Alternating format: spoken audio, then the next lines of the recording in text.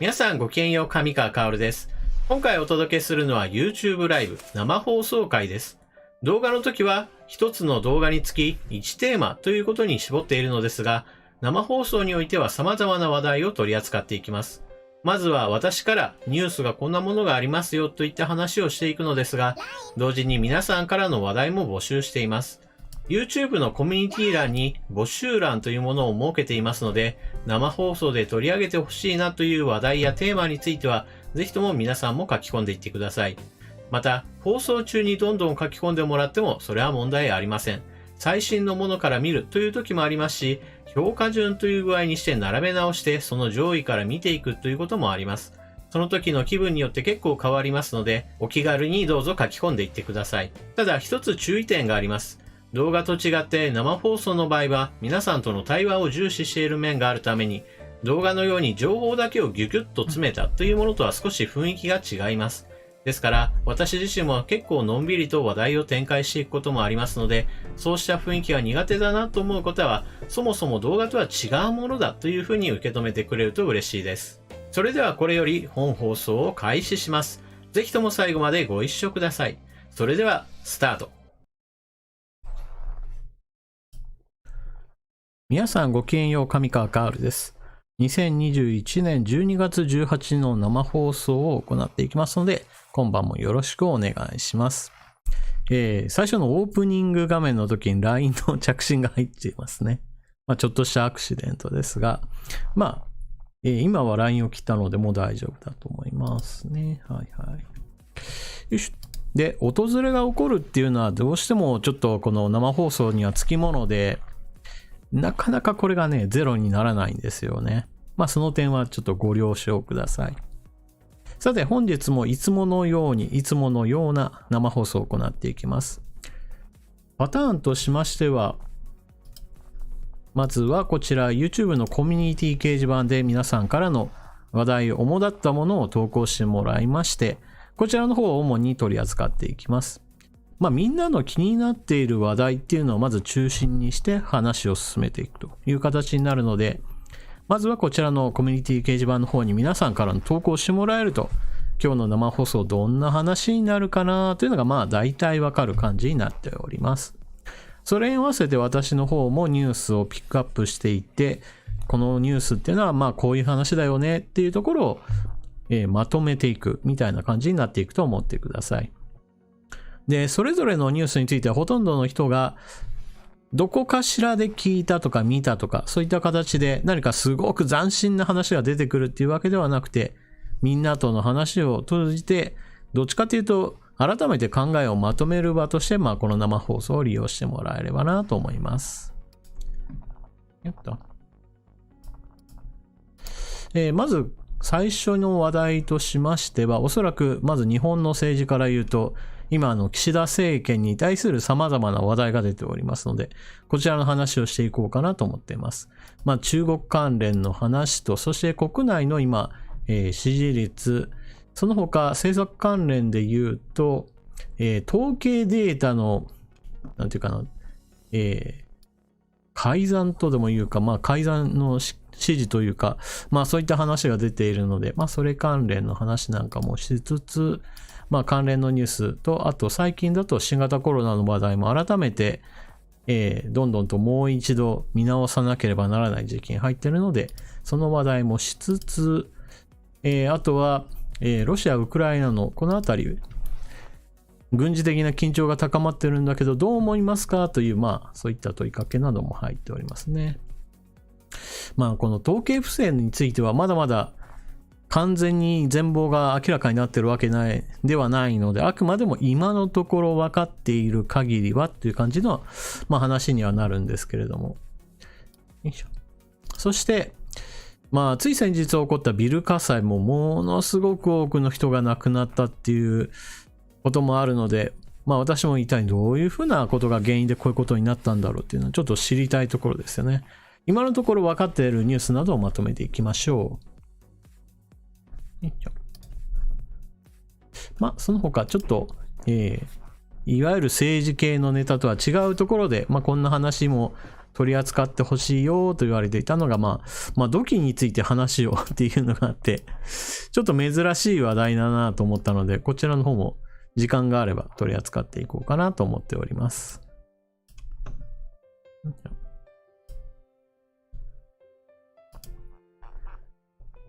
のこさん、岸田政権、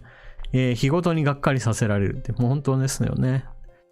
よくもこれで政権を取ったなというか、もう自民党総裁選の頃と言ってることがもう全然違うじゃないってツッコミを入れざるを得ない、そんな事態がもういろんなところで起こってますよね。銀翼さん、岸政権もう勘弁です。もう勘弁してほしいっていうのも私も思います。もう最初の頃は私は不安しかないっていう話をしてたんですけれども、もう不安がどんどんと現実になってきているっていう一番悪い形に陥ってますよね。私の予想は外れる方がいいんです。基本的には特に不安だなと思ってる時は、うすうすそうなりそうだなって思ってるからこそ不安なんですよね。予想外の何かではなくて予想できる範囲で悪い方向に向かってるっていうね。ひどいもんでございます。さて、それでは、本日の、よいしょ。で、コミュニティの方のお話を進めていきましょう。で、いつものようになんですが、この評価順で並べ直して上からみたいな感じで進めていきますので、私、この人の書き込み、優先的に見たいなとか、話聞きたいなっていうものについては、ぜひとも、こちら、グッドボタンを、高評価を押していただけると、自分の好みの話題が上に来るということになりますので、ぜひともご利用ください。それとこの生放送中のチャットについてなんですけれど、どうしてもこのコミュニティ掲示板の方の話題を優先して話していく予定なので、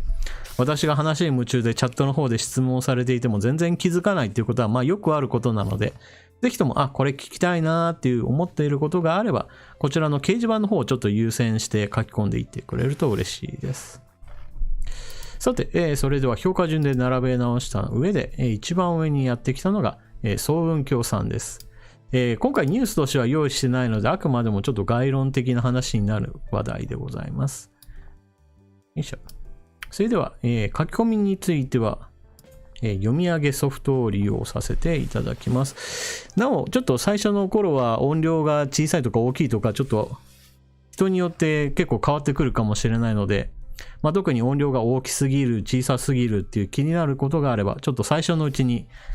コメント打ってもらえると調整いたします。それでは、総雲峡さんのコメントをご紹介。第4次日英同盟を戦艦三笠で調印。かつて日本はイギリスと同盟を組み、それが日露戦争に大きく貢献しました。中国が太平洋で悪さをしている現場、有事の際、中国の原油補給路を断つ等の手助けを依頼等、イギリスは力になると思いますし、イギリスも日本の鉄道技術等を必要としていますので、お互いに良いと思います。三笠はイギリス製であることで、イギリスとのかつての関係や、日本が日露戦争に勝利したことをアピールする目的で、戦場調印したら、とうと考えてみたものの、今の首相が頭に浮かびため息が出ました。はい、というわけで、総雲峡さんの書き込みありがとうございます。今回ニュースとしてこれに該当するものはちょっとなかったので、あくまでもこの話をちょっと主題に進めていくんですけれども、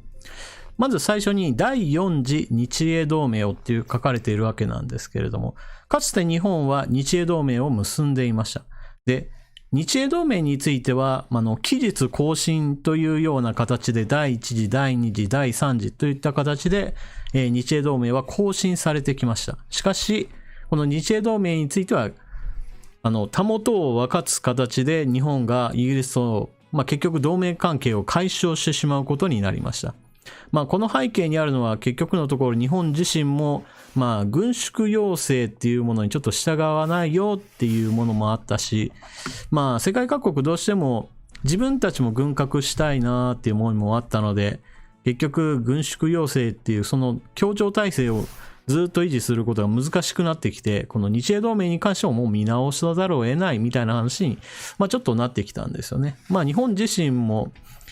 国力がついてきた段階において日英同盟をちょっと軽視する傾向が出てしまったっていうのが、現在の歴史から見るとものすごい大きな誤りだったっていうのがあります。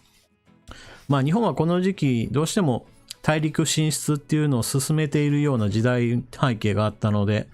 どうしてもね、このイギリスについては軽視することになってしまったと。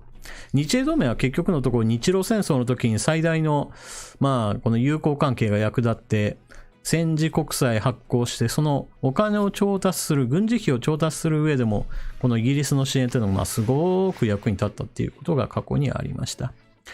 そういったこともあって、このイギリスとの同盟関係っていうのをもしも続けていたらという、いわゆる歴史のイフは当然許されないことではあるものの、イギリスと日本との同盟関係が続いていた上で、その後の外交関係が展開されていたとしたら、日本はドイツとの同盟、イタリアとの同盟っていう方向へと進まなかった。つまり、第二次世界大戦でどちらの陣営につくかっていうその選択肢が、全く違う方向になった可能性があるという、そのようなお話でございます。そういったこともあって、イギリスとの同盟を結んでいけばよかったのにって、今からだと言えるけれども、それはあくまでも後世の日本人が見ているから言えることであって、その当時の中では、必ずしもイギリスとの関係解消については、意見が分かれていたというところですよね。さて、それで、第3次までで終わってしまった日英同盟なんですけれど、もう一回次結ぶんだったら、これが第4次日英同盟になりますよというところから、戦艦ミカサでも調印式を行うのも良いのではというお話でございます。で、私自身は日英同盟については基本的には賛成です。というかですね、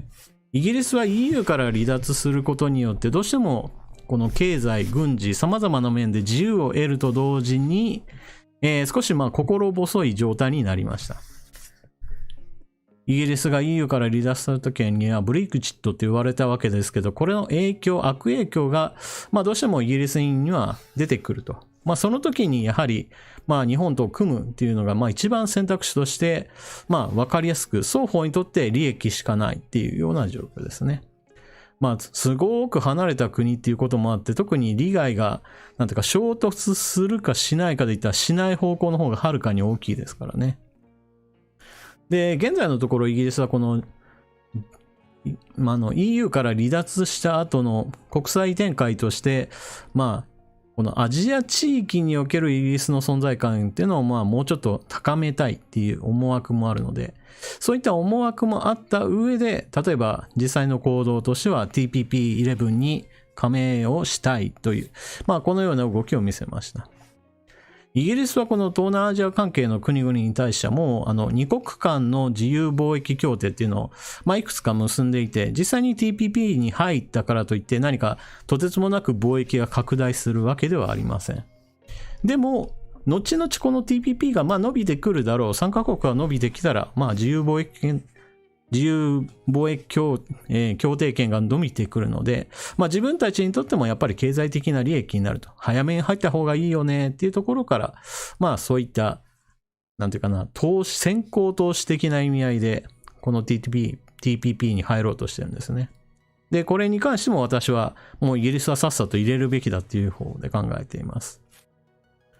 で、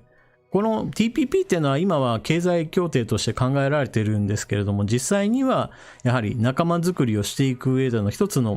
外交の手段として私は有効だと思っているので、例えばこのイギリスが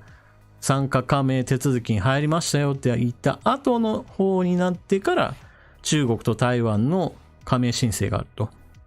で、そのさらに後ろにはつい先日なんですけれど、韓国が加盟申請の手続きをするために国内法の整備に取り掛かるよっていうニュースが流れました。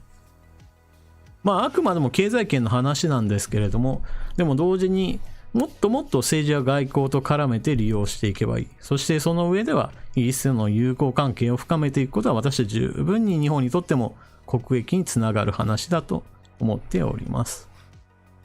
ちょっと話はちょっといろいろ飛びましたけれども、基本的にイギリスを味方につけて日本にとって悪いっていう話には基本的にはならないと思います。イギリスとこの TPP 一緒になったから日本にものすごくダメージが来てみたいな感じで、今のイギリスっていうのは特に産業的に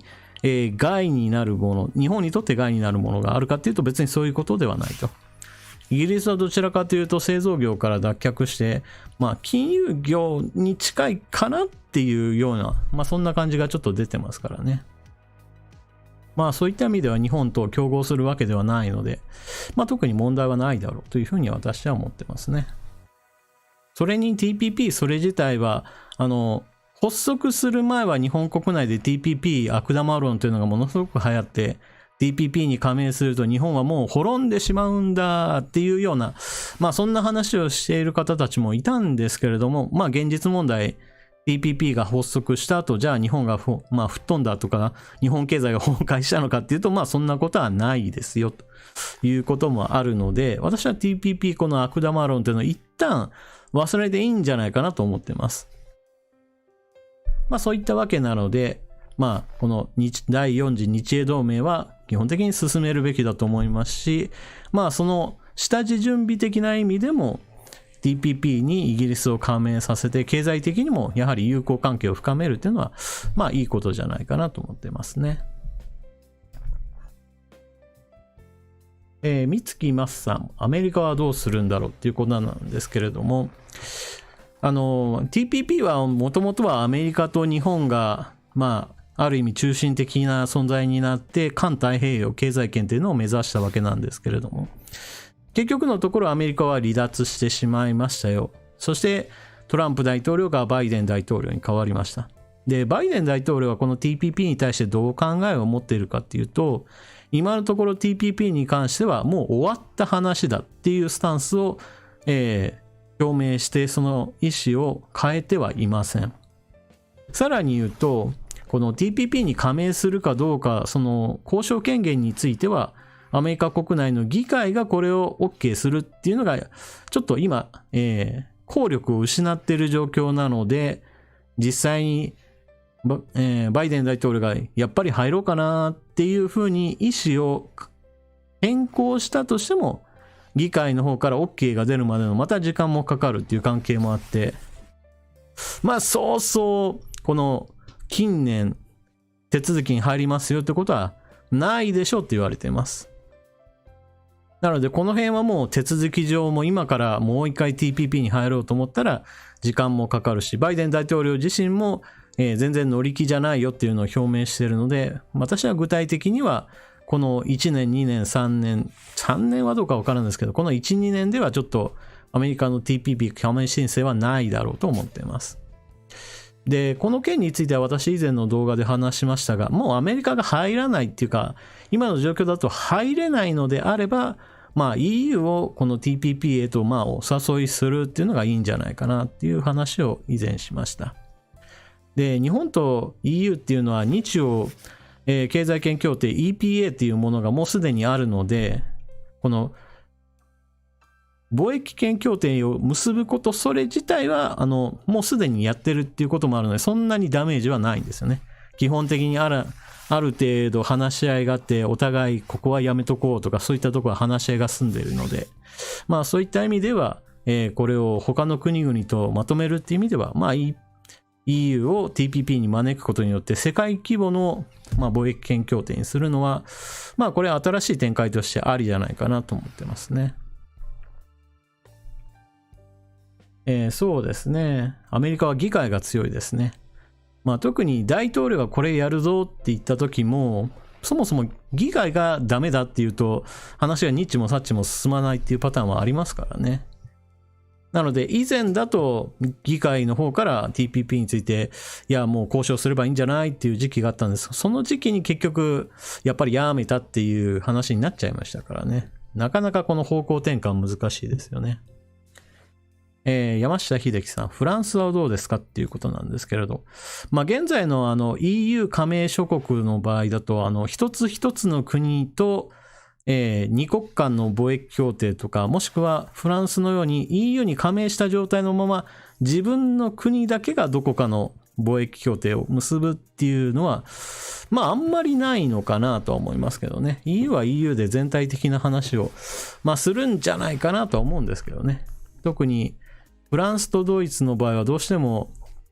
EU の中心的な国なので、あまり抜け駆け的な行動はしないんじゃないかなとは思ってますね。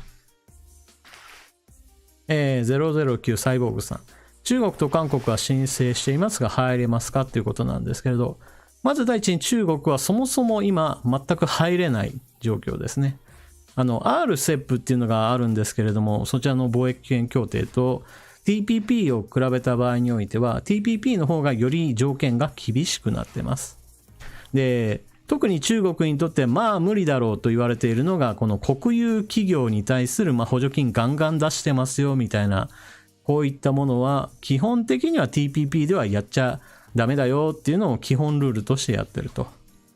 こういったルールをちょっと守ろうと思っても、中国の場合だとそもそもそんなことをやめたくないのは分かってるので、基本的に入れないと。で、中国の狙いはじゃあ入ろうとして加盟申請したかっていうとそうではなくて、この場合だと経済圏協定の話なんですけど、狙いは政治です。中国が TPP に加盟申請した理由っていうのは、台湾が先に入ったらまずいなっていうこともあって、台湾の TPP 加盟を阻止するための政治的な理由ですね。なので中国自身も別に自分が入れるとは多分思ってもいないでしょう。目的自身がもう最初から政治外交上の理由で、台湾をなんていうか妨害する目的で加盟申請したと思うので。で、一方において韓国じゃあどうなるかっていうところなんですけど、韓国の場合はですね、条件さえ揃えば、入ってしまう危険性があると私は思ってます。なので、以前この件について動画で話したんですけれども、韓国が TPP に加盟するにあたっては、経済的な条件ではなくって、むしろ政治や外交と絡めた上で、韓国には問題があるっていうことを訴えて、それで拒否する。日本が結局うんと言わなければ TPP には加盟できません。これは TPP のルールで、今いるメンバー全員が OK したら加盟できますよっていう、基本ルールがあるので、少なくとも日本さえノーと言えば、でそのノーっていう理由はも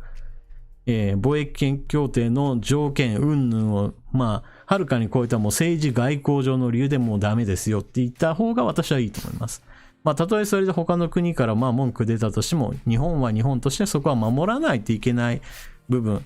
がいろいろあるんですよっていうのを他の国に対しては説明する必要があるんですよね。これは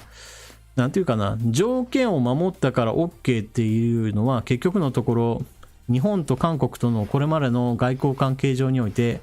国家、政府同士で約束をしましたと。で、近年韓国はそういった政府間で約束したものを韓国側が勝手に破ってるっていう、実際の事例が起こっているので、この TPP 加盟に関しても自分たちは守りますよっていくら言ったとしても、それがなんていうかな、まやかし、嘘ごまかしになる可能性が高いんですよということを他の国々に対して説得する必要があると。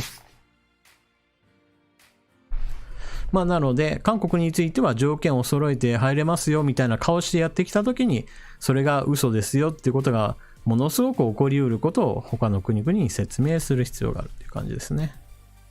先ほど述べたように中国についてはもうそういうものを全く度外視して、そもそも条件に合致できないだろうっていうところから、本来だったらもう門前払いしなくて、門前払いの話ですよね。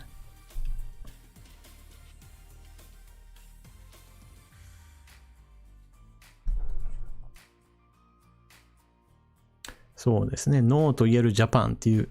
主典堂やさんが書いてますけど、ノーと言わなければならないジャパンですね。で、それに関して言うとですね、結局、このソウンキョウさんも書かれてますけれども、最後の最後になって今の首相が頭に浮かび、ため息が出ますっていう言葉に言うと、また戻ってくるわけなんですけれども、こうやった方がいいのにっていう話をことごとく裏切ってくるんじゃないのっていうね。そこが一番怖いところですよね。条件闘争するのはなんていうかな、相手方にうまくやり込められてしまうっていう一番悪いパターンにはまりますからね。そのあたり岸田さんだったら本来であればこの日韓の、政府間交渉にいろいろ働いて騙されたっていうその経験があるはずなので、本来だったら大丈夫って言えるのに、騙されてもなおまた騙されるだろうなって思わされる。もしくは、もう騙されるのを承知でやっちゃうんじゃないかなって思えるような、まあそんなところを感じさせますよね。まあ、現在のところ岸田政権に対する評価はものすごくもう地べたを這いつくばっているところでございます。さて、それでは次の話題に行きましょうかね。ミキさんの書き込みをご紹介します。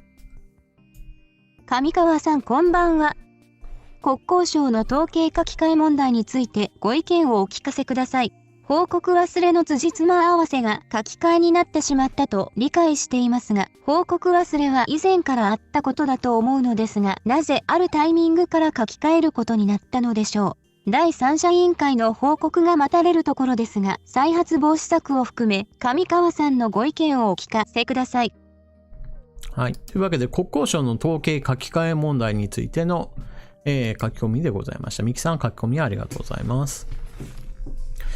これはですね、本当私も何やってんのっていうのがまあ第一感だったわけなんですけれども。で、これ本当のところ一体誰がどんな指示を出して、で、そういうことになったのか。まあこれからの調査っていうのが非常に必要なんですよね。まあ何しろ、いろいろなものを書き換えたら、それによって統計上のデータもいろんなところに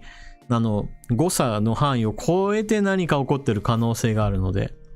で、それが一体なんで問題なのかって言ったら、結局のところ私たちの感じるところでは、産業的な話よりもむしろ政治的な意味合いとして、統計データ上こんないいことがあるんですよって、例えばその時の政権が喋っていたとしても、その元となるデータそのものが間違っているんだったら、私たちは間違った情報をもとにして政治家が自分たちはこんないいことをやったんだよみたいな話を聞かされてるわけなんですよね。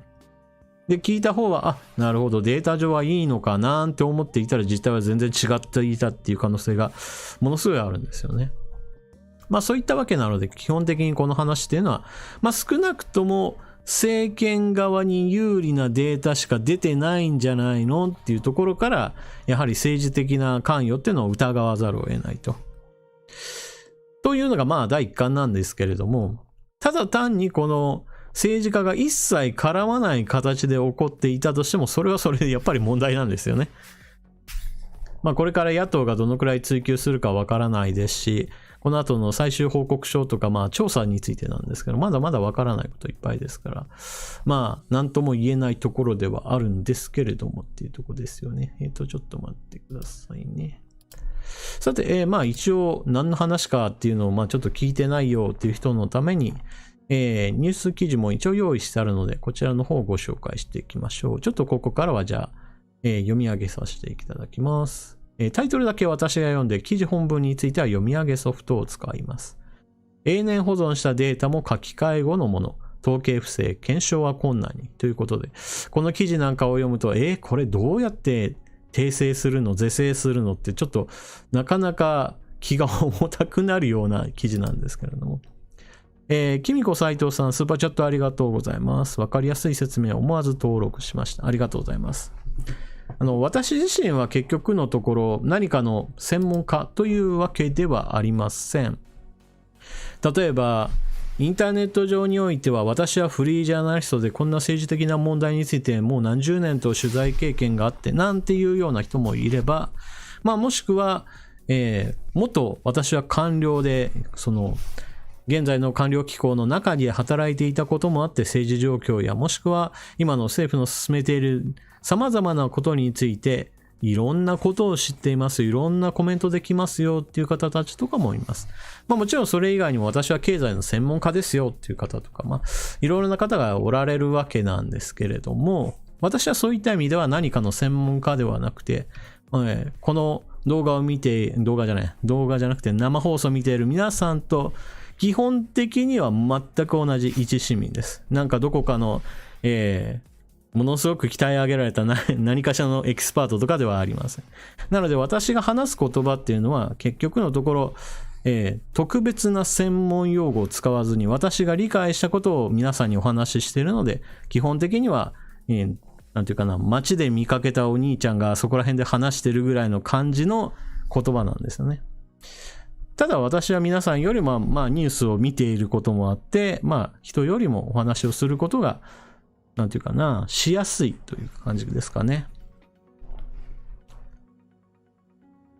ガロさん、上川さん、官僚ですかっていうことなんですけど、私は全然官僚ではありませんよ。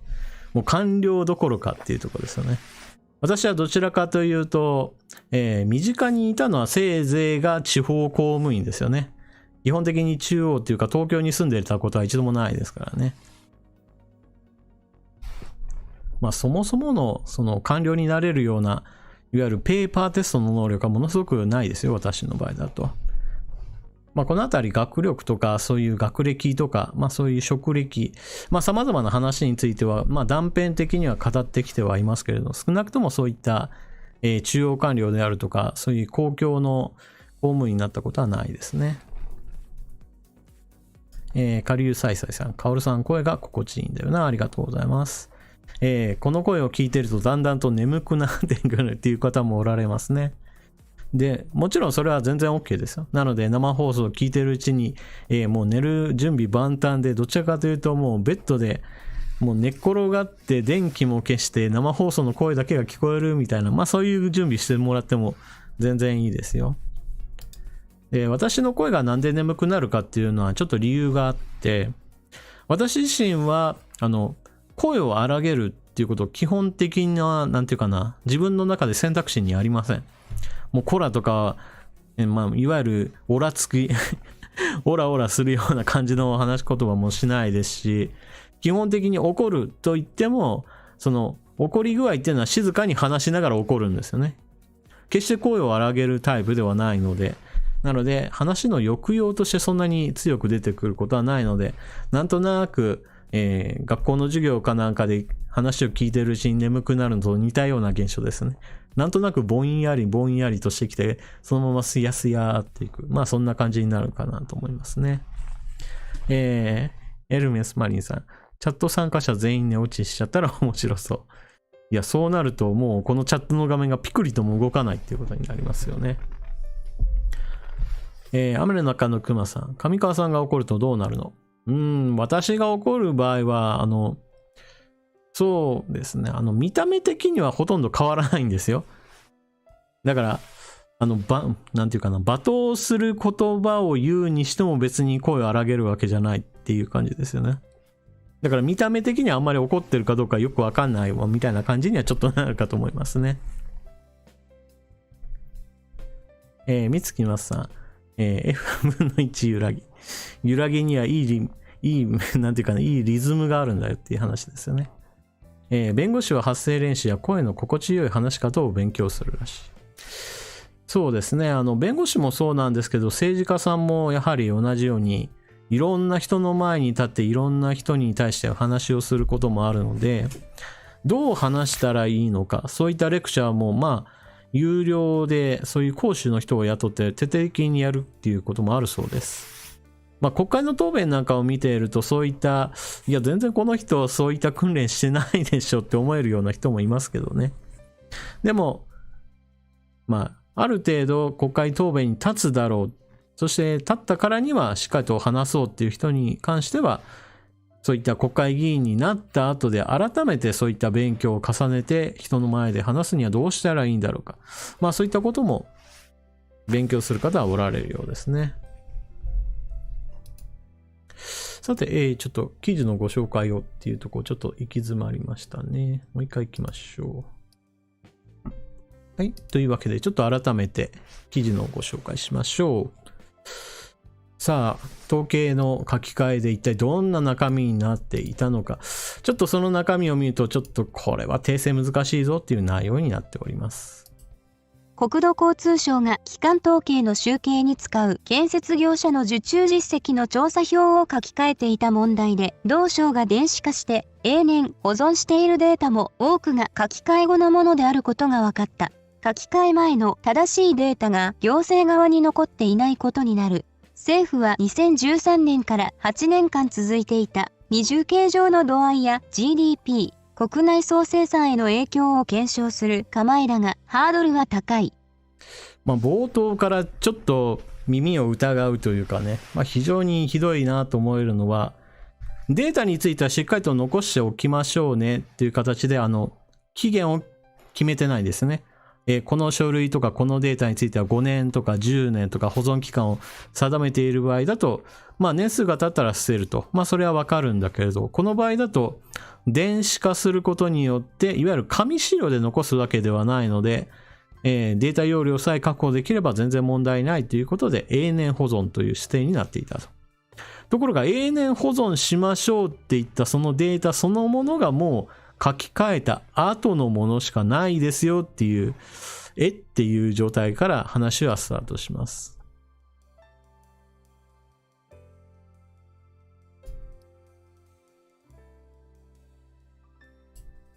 問題の統計は、建設工事受注動態統計で、建設業者が公的機関や民間から受注した工事実績を集計する。書き換えていたのは、業者が受注実績を毎月記し、提出する調査票のデータ。同省は回収を担う都道府県の担当者に指示し、書き換え作業を行わせていた。回収後は、記入内容を OCR、光学式文字読み取り装置で読み込み、電子データ化している。この統計の調査規則は、電子データを永年保存しなければならないと定めている。だが、現在保存されている多くが書き換え後の内容であるため、そこから書き換え前の正しいデータを把握することはできない。書き換え作業を担っていた都道府県の現場にも正しいデータは残っていないとみられる。現場では正しいデータを消しゴムで消して別の数字に書き換えていた。東日本の自治体の担当者は取材に、書き換える前の数字は控えておらず、遡って知る方法はないと思うと話した。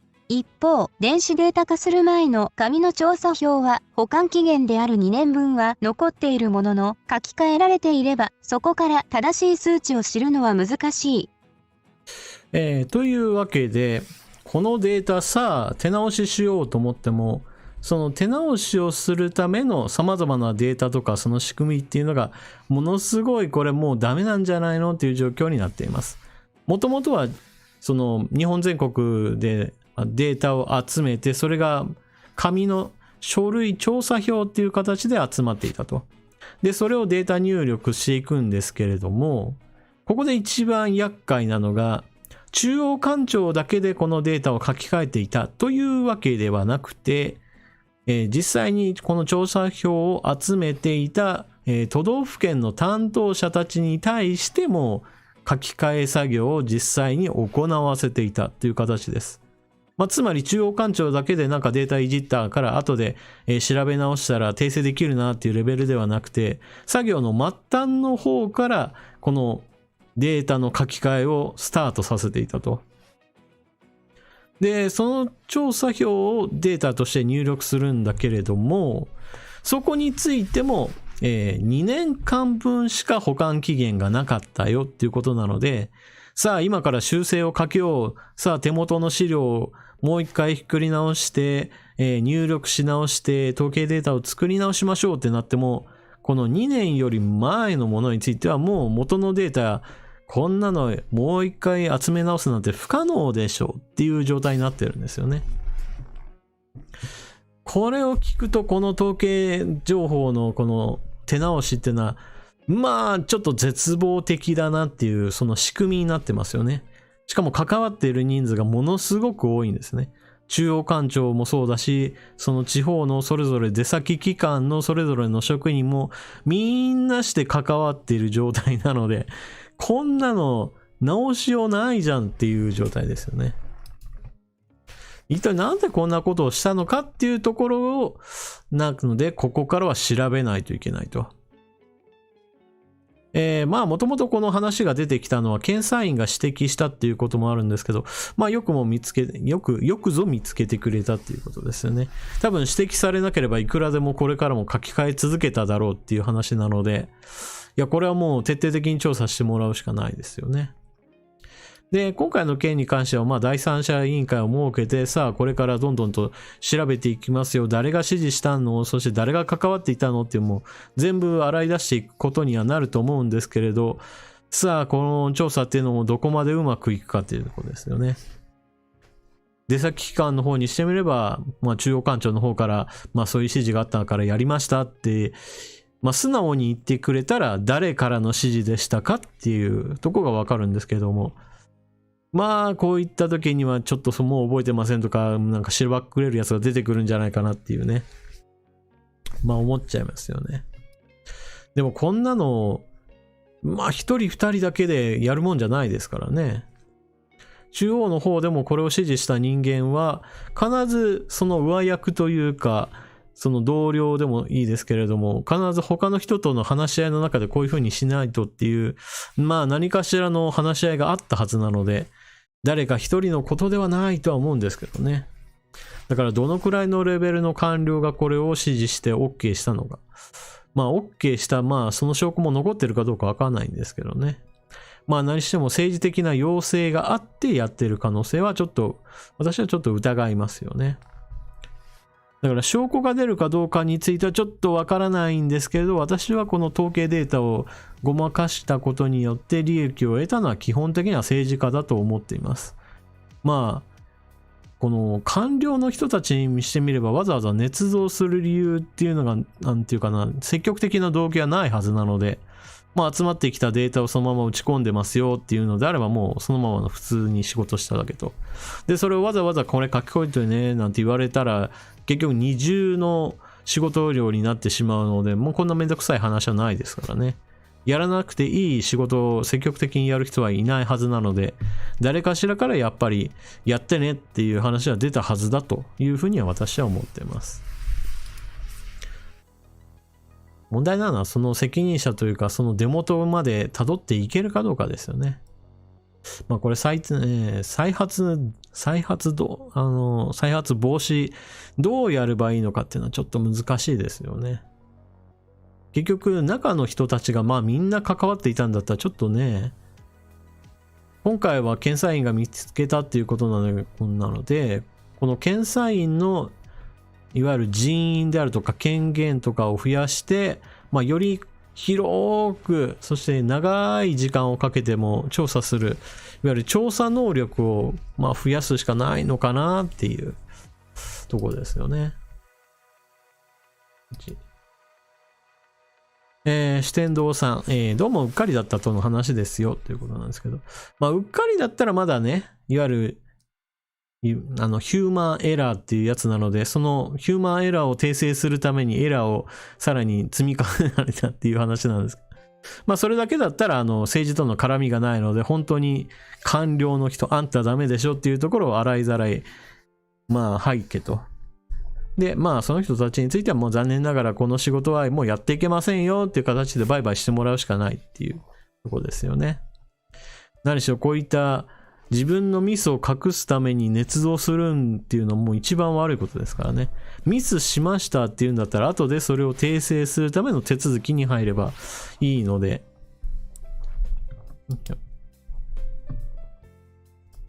なのでね、単純なミスで、その単純なミスを覆い隠すためにミスを、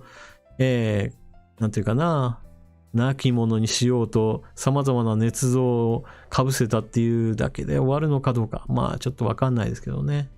とにかくこれはもう調査を進めてもらうしかないところでございます。国民民主党はびっくりするぐらいまともな党になりましたね。エルメス・マリンさん。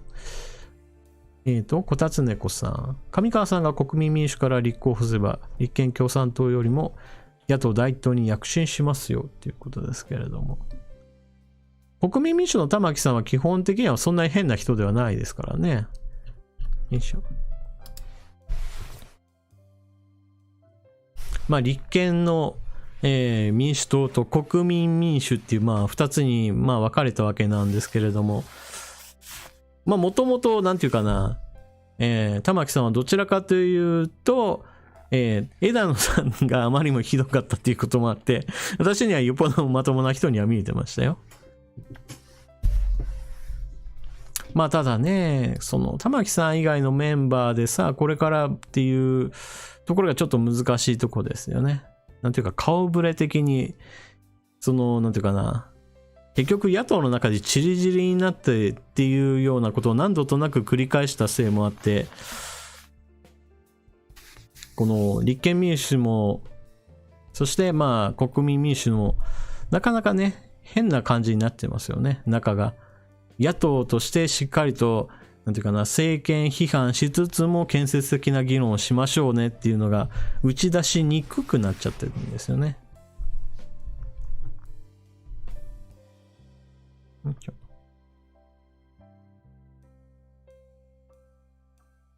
うん。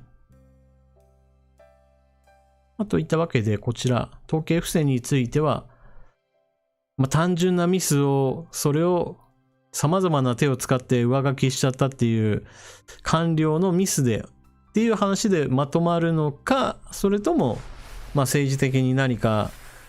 そういう変なことをしたがる人がいたのかっていうところを、これから調べてほしいところでございます。再発防止策としては結局のところこういったミスを暴く方の側としては検査員があるので、これを強化する以外ちょっと手はないのかなっていうところですね。ちっとな。というわけで、ミキさん書き込みありがとうございました。さあ、次に行きましょう。久我さんの書き込みでございますね。よいしょ。精神科の病院での放火事件について、私は発達障害があって精神科には通っていますが、待合室で診察を待っている時も他の診療科の病院のように皆さん静かに診察を待ってらっしゃいます。今回のような事件はレアケースであり、例えばたまたま無差別にナイフを振り回す輩が人の集まるところに現れたというのと同列のことだと思っています。精神科だから起こった精神を病んだ人は恐ろしいなどと短絡的に考えるのはアニメや漫画、ゲームのオタクが犯罪をという一時期メディアで流行った話と同列の偏った見方だと思います。普段は接点がないがゆえに、知らないがゆえに恐ろしいと思ってしまうだけです。大丈夫ですよ、恐ろしくなんかないですよ、と世の中にお伝えしたいです。上川さんはどうお考えですか？というわけで、こちらは大阪で起きた、ビル火災。さあ、これの件についての話でございます。火が出たところが、というか、火が出たというか、火が出されたというか、いわゆる、この、事件の記事どこであったかな。待ってね。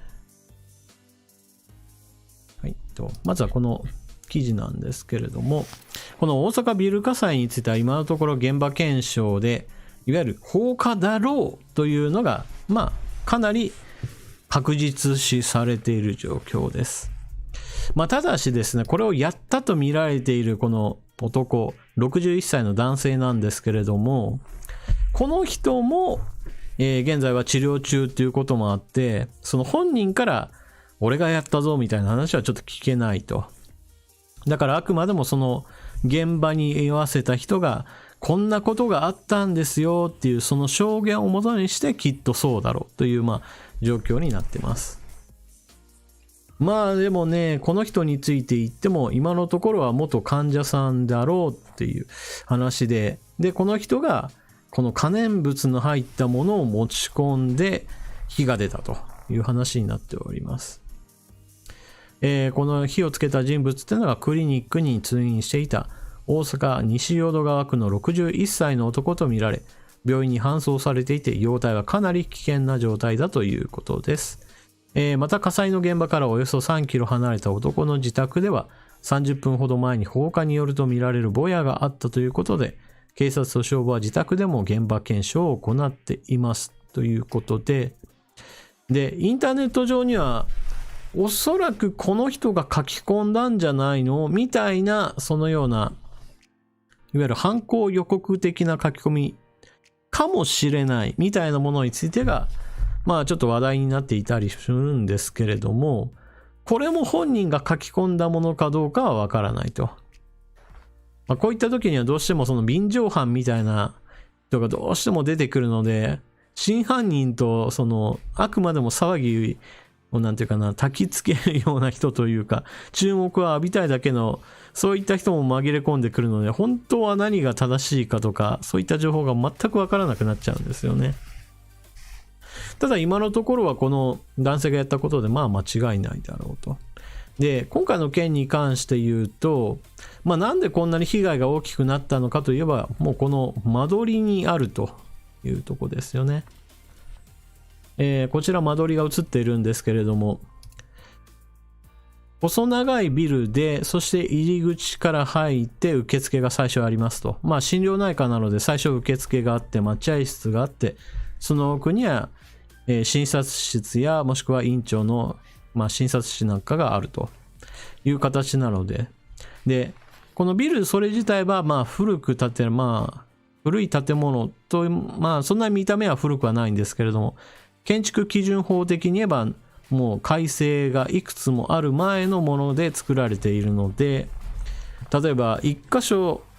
どこかで塞がれたら2箇所目どこか別の逃走経路というか避難経路を作らなければならないみたいなものはちょっとない時代の建物と。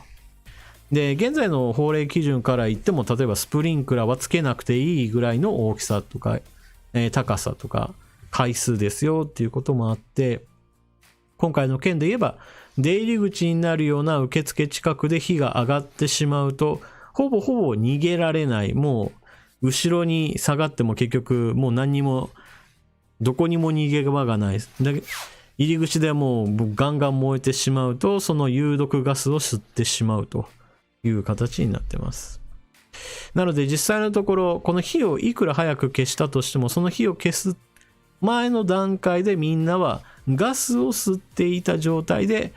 息ができなくなって死んでしまうという状態になっていたそうです。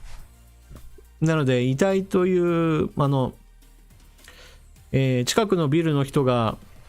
写真とか動画を上げてるんですけれども、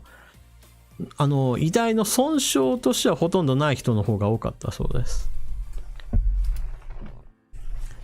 ね、そういった意味で言うと、この建物構造上がもう何より一番悪かったと。だからここで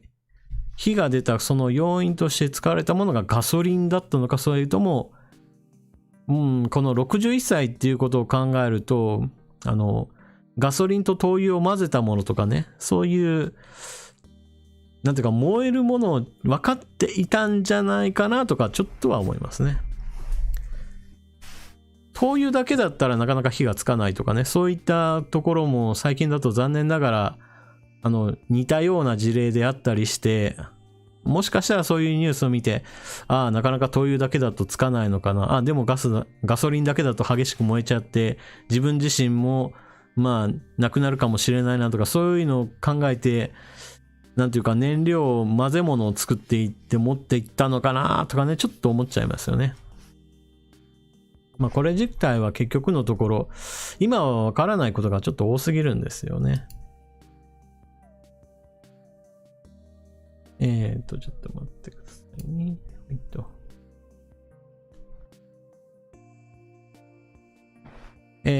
こたつねこさん、大阪の放火事件は京都アニメーション放火犯とは理由は違うけど、状況判断が乏しい人間性は一緒。そこも結局のところ、わかんないんですよね。京都アニメーションの場合だとどうも、なんていうか逆恨みというか妄想というか、そういった少なくとも客観的に見て何言ってんだろうこの人みたいな感じを犯罪理由だったんじゃないかなと言われてますからね。で、この大阪の件について言っても特に犯行声明とかが今のところ見つかっているわけではないので、本人がどのような気持ちを持ってこういうことをやったのかがちょっと理由が伺い知れないっていうところですよね。太郎日本さん、粉消火器の薬剤ってガソリン火災に効くんだっけっていうことなんですけれども、これはねちょっと効かない可能性もありますよね。一般的な考え方として、ガソリンがボーボン燃えてるぞっていうのを想定して消火器があるとはちょっと私には思えないので、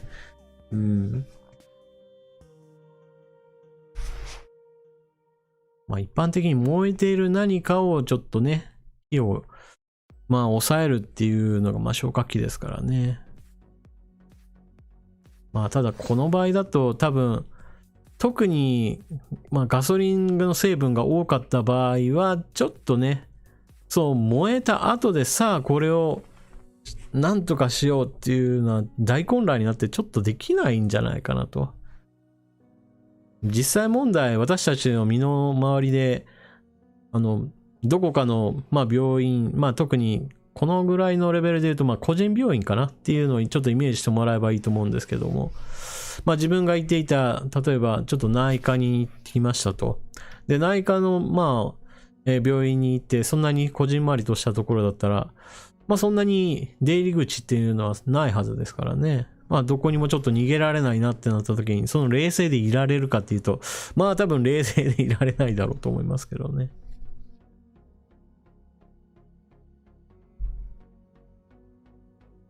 四天堂親父さん、ガソリンは燃えるというより爆発します。そうですね。ニュートンさん、サーキットの消火器は普通と違うと聞きましたよ。そうなのですか。なかなか私も消火器の種類が何種類あるかとかちょっとわかんないんですけれども、そういった、一般のなんていうか家庭やもしくは事業所向けの消火器とは違うものなのかもしれないですね。ガソリンはなんだかんだ言って手に入れやすいものですからね。結局携行缶で入れることに関しては、例えば以前そういう事件を起こした人がいることもあって、これ京アニのことなんですが、その時以来このガソリン携行缶に買う人に対しては身分証明書の提出といったようなものを求められることがあるんですけれども、でもこういったものを別に取り除けばみんな車に乗っててガソリン入れて、それを家に帰ってから自分の車からガソリン吸い出すっていう方法もあるのでね、バレないようにしようと思えば、この人の場合だと車を持っていたかどうかもちょっとわからないんですけれども、そんな風にして、誰かにバレないようにガソリンを別に用意するっていうこともそんなに難しいわけではないですからね。なかなかこれも再発防止は難しいし、いざやられてしまった後の対応としては、こういったお店もしくは個人の家でなるべく消火器を用意して、そしていつでも使えるように1回は年1回、仮想訓練をしとくとか、そういったことでしかちょっと対応できないのかなと思いますね。少なくとも新しくできるビルに関しては、なるべくスプリンクラーをつけましょうみたいなことをある程度標準化していくことが必要かもしれないですね。今後もしも車が全部、いわゆるガソリンでも軽油でもそういったものを使わない、全部が全部、電気自動車になったこういった燃料を買うっていう手段が一般的ではなくなるとは思いますけど、やはりそれでもある程度、なんていうか抜け穴は残っちゃうんですよね。おそらくはですね、そういった乗り物が全部電気に変わったとしても、例えば、草刈りをする人であるとか、いわゆる農業用機械、農業用の乗り物、そういったものに関しては、そう簡単には電動化はしないと私は思っていて、そういったものに関してはどうしても、ガソリンと使うっていうことは十分あるので、なかなかこのガソリンそれ自体をみんなの手に入らないようなものにしようとはちょっといかないと思いますね。ひなののさん、食用油については、食用油については簡単には燃焼というかボーンって爆発するようなそういった燃焼力は基本的にはないものなので、こういった犯罪にはなかなか使われないと思いますし、使われたとしてもおそらく不発に終わることが多いと思います。食用油とガソリンはやっぱり同じ油なんですが、その危険性について言えば、食用油の方が、かなり安全っていうか、犯罪には使いづらいものですね。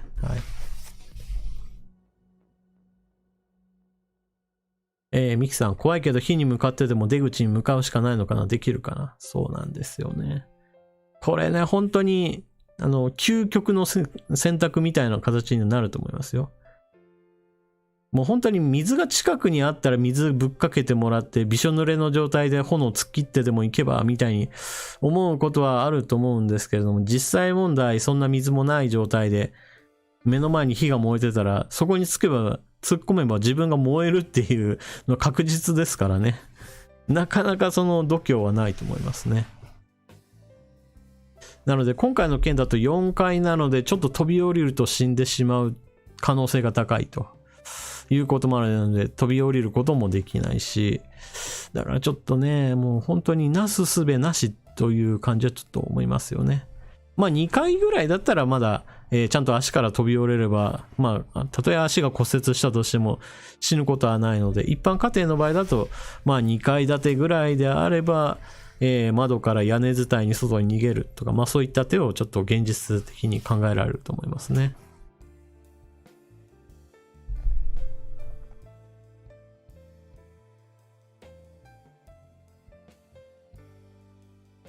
よいしょ。まあ、食用油が何度から燃えるのかっていう。まあ一般的には普通はそんなに燃えるような温度ではないと思うんですけどね。ちょっと待ってくださいね。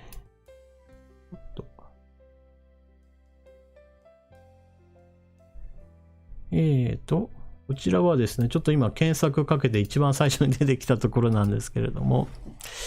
まず防災豆知識、油の発火について。油自体がある温度まで熱せられると外から火をつけなくても燃え出します。ただし、天ぷら油の場合だと美味しく上がる温度が180度からさらに15分ぐらい加熱を続けると発火の温度を約380度に達してしまいますということなので、実際問題この私たちが日常的に食用油も使うわけなんですけれども、さあこの食用油をまいて火をつけようと思って一気にバーッと火がつくかっていうとつきませんよっていう温度だと思ってください。まあなかなか温めるの大変ですからね、持ち歩くっていうことを考えると。なので、火にかけた油が燃えるのと、食用油をどこかに持ち込んでぶちまけて燃やすのはちょっと、全く違う話だと思っていいと思います。はい。なので、今のこさんが書かれてますけれども、調理で使っていてその場を離れてもうどんどんと加熱し続けてしまってっていうのがまあ一番危険なパターンですね。なので、揚げ物をしている方は何か用事ができたとしても火を確実に消してからその場を離れるようにしましょう。そうですね。雨の中の熊さんも書かれていますが、ライターオイルも、同じくいわゆる燃料っていう意味では、犯罪に使われる可能性があります。いつぞやの犯人はこのライターオイルを、いっぱいしこたま買ってそれを、別のものに容器移し替えて大量に用意するっていうようなこともしていましたけどね。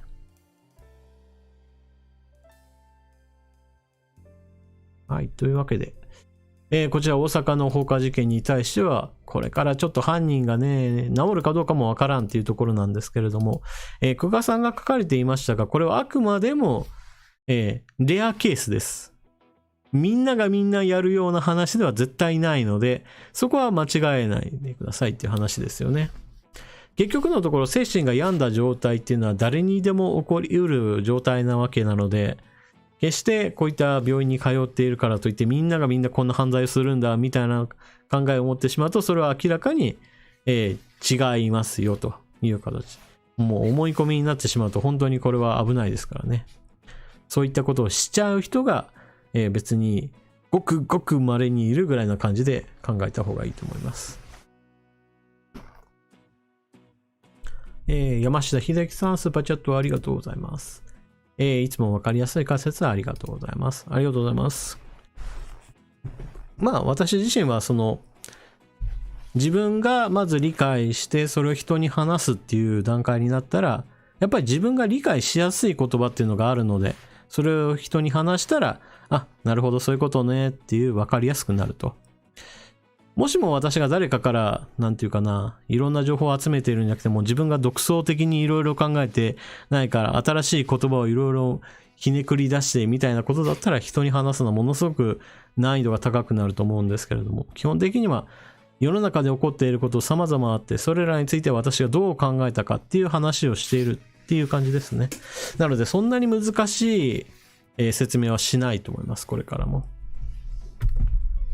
ガロさん、大なり小なり心の病んでる人は多いと思うけど、そうなんですよね。本当人それぞれなんですけれども、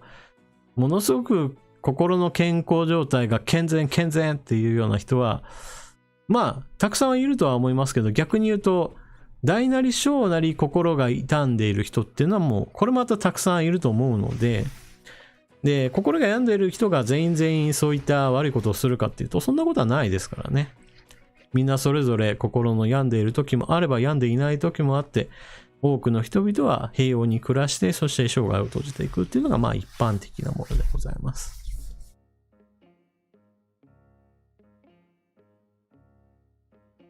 まあただこれで巻き添えになって亡くなられた方のことを考えるとね、まあなんというかやりきれないっていうか、もう不条理の塊みたいな話ですよね。もう亡くなった人もそうだし、それに親族、家族の人たちもたくさんいるわけですからね。もうそれらの人にしてみれば、この犯人に対する怒りってのはちょっとね、まあ、拭えないものです。よいしょ。さて、それでは次行きましょう。ラピスさんの書き込みをご紹介いたします。中国の人権問題非難決議の模擬市の見解、議会の意味、自由民主党の理念について取り上げてほしいと思う。国のお尻を叩くために議会が存在し、自民党は公約にも掲げまさにベストマッチなタイミングであると私は思っています。議会とは自民党とは分からなくなりそうです。はい。というわけで、ラピスさんの書き込みでございます。中国の人権問題非難決議について、茂木幹事長が示した、その回答というか、見解というのが物議を醸しております。まあ、この場合、中国の人権問題非難決議に関しては、まあ、議会でどうこう、それ以前の段階で止まってしまったっていうお話でございます。自民党の理念とのこの合致するかどうか問題っていうのも当然ありますね。さて、これに関連する記事をご紹介しましょう。対中非難決議、今国会でも見送りへという記事が出ております。まずこちらご紹介しましょう。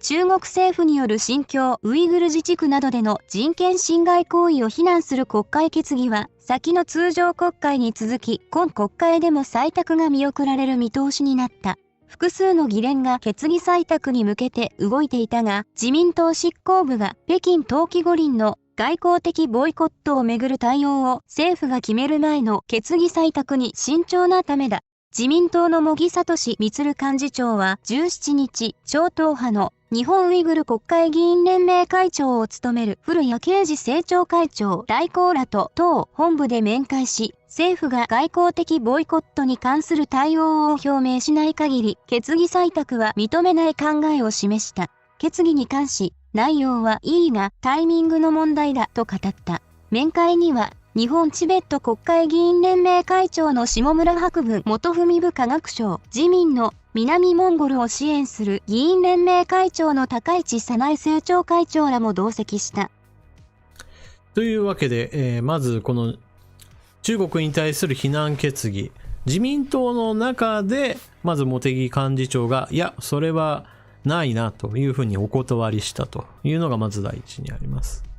で、これに関連してですね、茂木幹事長としては政府がこういう方針を示していないからだみたいな話をしているわけなんですけど、いやそんなの関係ないだろうと、自民党の中で話を取りまとめてそれを提出するっていうのをやらんと、あんた何のためにいるのっていう状態なわけなんですが、さあここで結局のところ出てくるのが、茂木幹事長にしても岸田総理にしても林外務大臣にしても、あなたたち親中派じゃないのって言われているその不安っていうのをまさに的中してしまうようなことになってしまいました。この件に関しては非難決議を出すべきだと言っている高市さんはもうこれを突っぱねられてしまったので、とても悔しいですというお話をしております。当然ですよね。で、この件に関してじゃあ岸田さんなんでそんなことを言ったの、岸田さんじゃねえや、茂木さんなんでそんなことを言ったのっていうと、今回の中国の人権侵害っていうのを非難すると、今まさに国際情勢上においてみんなが気にしている話題なんだから、そんな目立つことをするなよ。そんな目立つことをすると中国からえらいしっぺ返し食らうぞみたいなことを言っているわけなんですけれども、まあこれを聞いて私はあんたこそ何言っているんだよと思いましたね。特に日本の場合は中国に対して制裁といったようなものはやっていません。いわゆる人権問題を理由としてアメリカも EU も中国の当局者に対して制裁を科しています。まああくまでもこれは携わっている官僚ら役人たちに対する制裁っていうのが主なんですけれども、日本の場合だとそのようなものもやっていないと。だからこそ最低限非難決議を出しなさいよっていうのが私の考えなんですけど、それすらも中国の気を引いてしまうからやりませんみたいなことで、一体何をするんだと。もう実際の行動もしないし、そして非難するっていう言葉すらも出さないっていうんだったら何もしないも同然だろうと。で、今回の件で言うと、日本側は中国のことを気遣ってやりませんよっていうのは国内政治上でまかり通っていて、じゃあ中国は日本のことを何か気遣ってるのかって言ったら別に何にも気遣ってないわけですよ。連日のように尖閣諸島には中国海警の船がもうずっと居座っているような状態で、彼らにしてみればもう日本なんか結局何もしねえんだなっていう、もうそういったものすごい足毛にされた状態で、その足毛にされた状態で日本政府として自民党としてどちらも非難決議なんて中国のことを怒らせてしまうからやめようねみたいなことを言ってるわけなの。これはひどい話ですよね。これで親中派のレッテルなんか貼られたくないみたいな話をしているっていう話が伝わってくると、何言ってんだっていうところですよね。この人権問題に関して言えば、私はもう積極的に非難決議は出すべきだと考えている方なので、こういったもう非難決議出しませんみたいなことを堂々と言ってる茂木幹事長にもそうだし、また日本政府の方針としてもそういった行動できないんであれば、やっぱり岸田政権に対する評価は0点です。というお話でございます。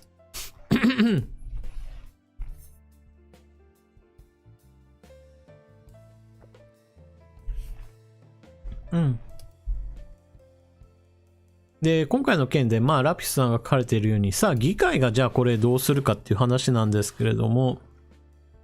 政府も、そして自民党としても非難決議を採択するように、動かないのであれば、議会っていうのは、野党側が動くだけになるので、野党だけが動くだけだと、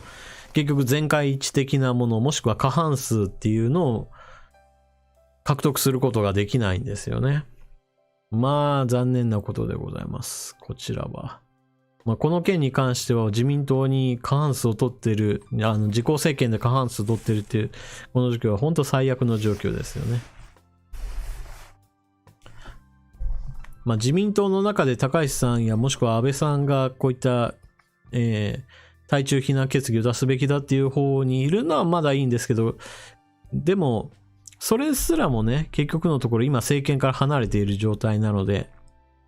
なんとも岸田政権に対する評価もどんどんペケペケ、バツバツバツが連なるだけだっていう感じですよね。さて、それに関連しての話で、ちょっと他の方も書かれていたと思うんですけれども、多分主典童子さんの話かなと思うんですけれども、最新の岸田政権の支持率というのが、毎日新聞で出ておりましたので、こちらご紹介しようと思います。毎日新聞の世論調査だと思ってください。現在の岸田内閣の支持率は 54% で、前回 48% から6ポイント上昇しました。10月の政権発足直後 49% より高かった。支持率は 36%、前回 43% だったということもあり、こちらも減少しております。不支持が減少、そして支持率は上昇という形になっております。で、こちら毎日新聞なんですけれども、これよりも前の世論調査で、ちょっと話題に上っていたのが読売新聞です。読売新聞もやはり同じように岸田政権に対する支持率は高いですよ。もう6割近いですよっていうのが出ていました。これに対する論評としては、その当時からも、読売新聞は岸田政権を応援するキャンペーン張ってるんじゃないかなっていう疑いなんかも書かれていたわけなんですけれども、今回の毎日新聞も同じような数値が出てきたことから、おやおやこれは世論調査としてはちょっと今政権支持率高いっていう評価になっているのかなって思わせるものになっております。で、なんでそのようになっているのか、その理由として考えられているのが、新型コロナウイルスのこの感染状況の落ち着きだというふうな、そういった意見が大勢を占めています。つまり、このチャンネルを見ている私たちにしてみたら、新型コロナの問題が今沈静化しているのはどっちかっていうと、岸田さんあなたの功績じゃなくって、菅政権の進めてきたワクチン接種ガンガンやってきましたよっていうのがようやく今になって花開いたねっていうふうに見ているわけなんですけれども、どうも世論的にはそうじゃなくって、いや今新型コロナの問題が落ち着いているからなんか政治的にも岸田政権いいのかなって思っちゃってる人が多いのかなっていうね、ちょっと待ったっていう感じですよね。それ岸田さんの功績じゃないよっていう思うんですけれども、世間はどうも、この対中非難決議が出ないであるとか、親中派政権の動きが目立ってるよっていうこの部分に対してはあまり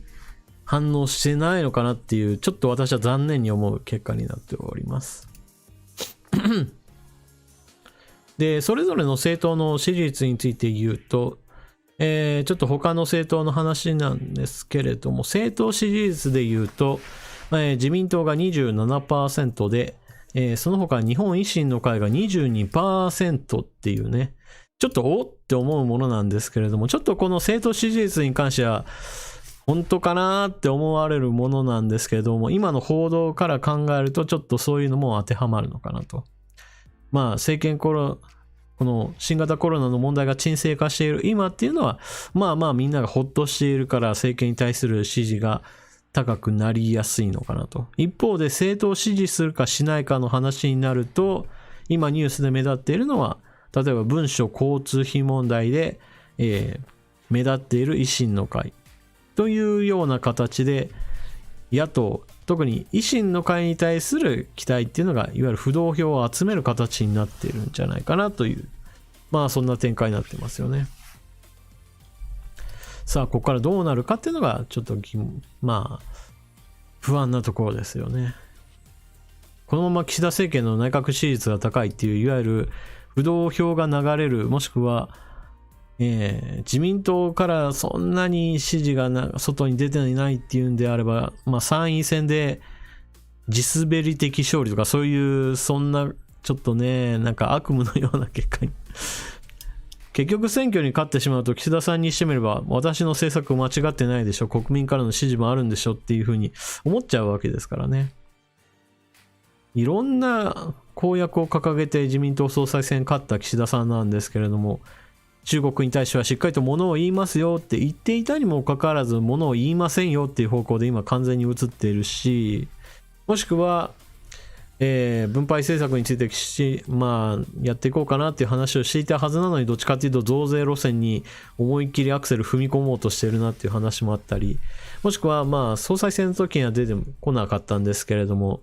移民政策については、推進しますよっていう動きも見られたりと、本当に気になるポイントいっぱいある状態になってますよね、岸田さん。テイジンさん、スーパーチャットありがとうございます。微力ながら応援してますということですが、微力どころか、今回明らかに最高額を、スーパーチャットありがとうございます。吉江穂田さん、公約何一つ守ってないやんっていうことなんですけど、もう自民党総裁選の時掲げた公約一体何だったんだよっていう感じですよね。本当にここまでひどいかっていう感じには思っております。なのでね、最初の頃不安だって言っていた話から、さらにもう今はもう暗雲立ち込める状態で、ものすごい逆噴射してますよね、岸田政権は。何のために人権問題担当のポストを作ったのかっていう話をしたいんだけれども、何の役にも立ってないっていうね。粛々と公明党の言いなりですかっていうのは確かにありますよね。クーポン券の問題。クーポン券の問題も結局のところ、野党側の方が正論を言えるような状況ですからね。岸田総理はこの件に関して、クーポンの件に関しては、私は聞く耳を持っているんだっていう話を、一応発揮して、一番最初からあまりもおかしいものから少しずつ修正していて、各自治体の皆さんそれぞれの実情に合わせて、現金で払うのも一応 OK ですよみたいな形に、一応話はどんどんと柔らかく一応対応はしたんですけど、いやそもそもの話がおかしすぎたんだよっていうところなんですよね。クーポン券の話をするときに必ず出てくるのが、みんなが貯金してしまって懐に溜め込んでいたら、払ったお金の効果が全然出ないから、クーポンっていう形にしたんだよっていう話もするんですけれども、基本的にこの10万円をっていう話は、もともとは貧困、つまり困っていますよっていう人たちに対する話なので、生活費になっても全然問題ないお金なわけですよ。経済対策でみんなにバーって配るお金だったら、なるべく期間限定で消化してほしいなっていうのがわかるわけなんですけれども、今回の10万円っていうのは、もう今の低所得者の人たちがもう本当にダメージが負ってる可能性が高いので、これらの人々に対してお金を出しましょうっていう話だったので、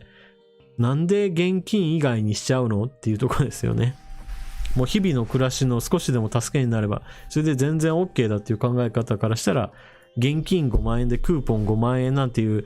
何の、メリットもない中途半端なことはしなくていいんですけどね。だから話のスタートがおかしすぎて、そのおかしいところから修正したから、なんか今度の岸田政権は少しは国民の声を聞いてくれるのかなみたいな、なんかそんな話でまとまるようなわけではないんですけどね。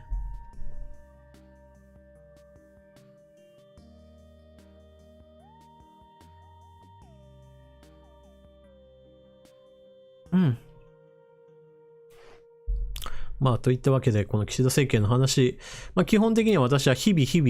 々、マイナス点をつけざるを得ないので、全然プラスの時がないんですよね。今のところプラスをつけるって言っても、以前の政権が進めていた政策っていうのが、ようやく岸田政権になって実行されますよとかいう、そういったものについて、話があるんですけど、そういったものは基本的に岸田政権に対するプラスポイントではないと思ってます。例えば自衛隊の、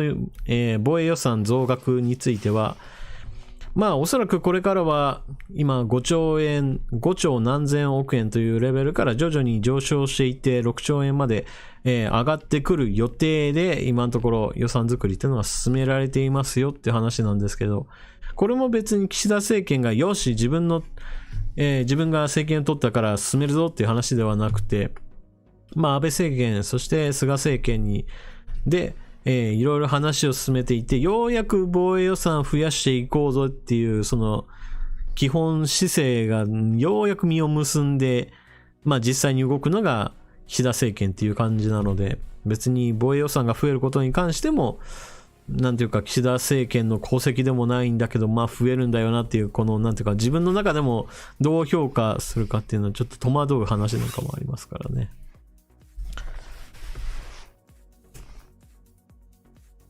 ク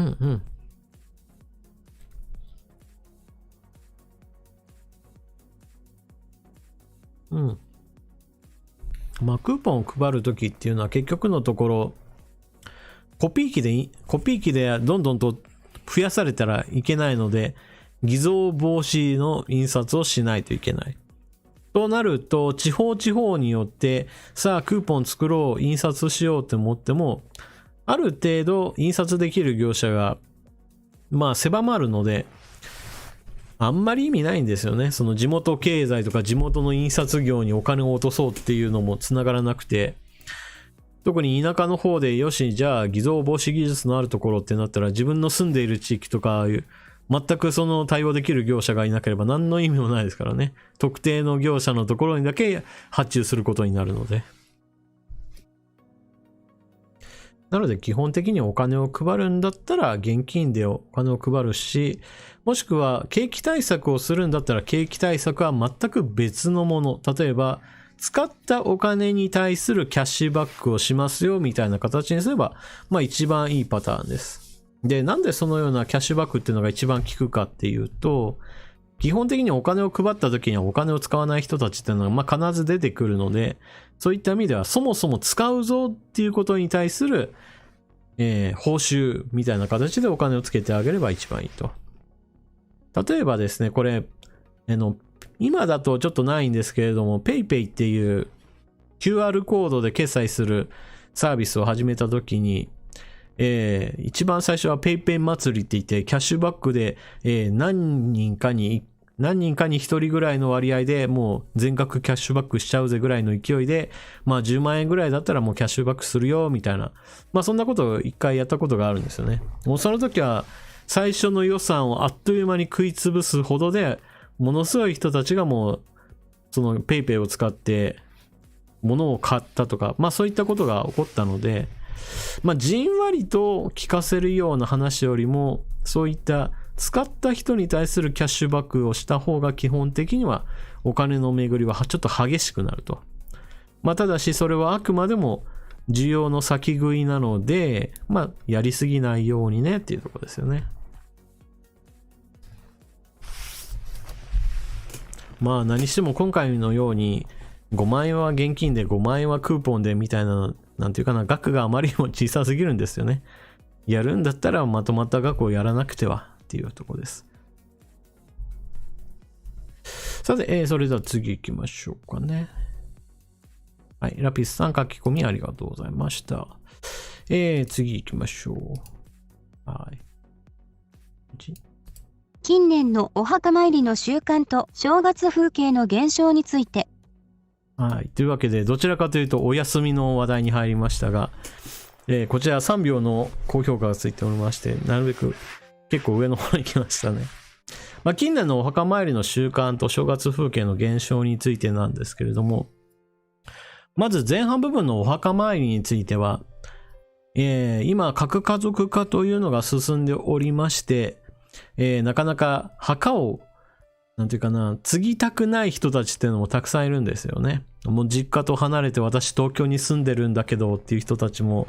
もうお墓参りに戻るために地方に帰らないとっていうのが、もうどんどんと億劫になっていることもあって、今、お墓じまいっていうものも少しずつ進めるような、まあそんな雑誌とかも売れてるんだそうです。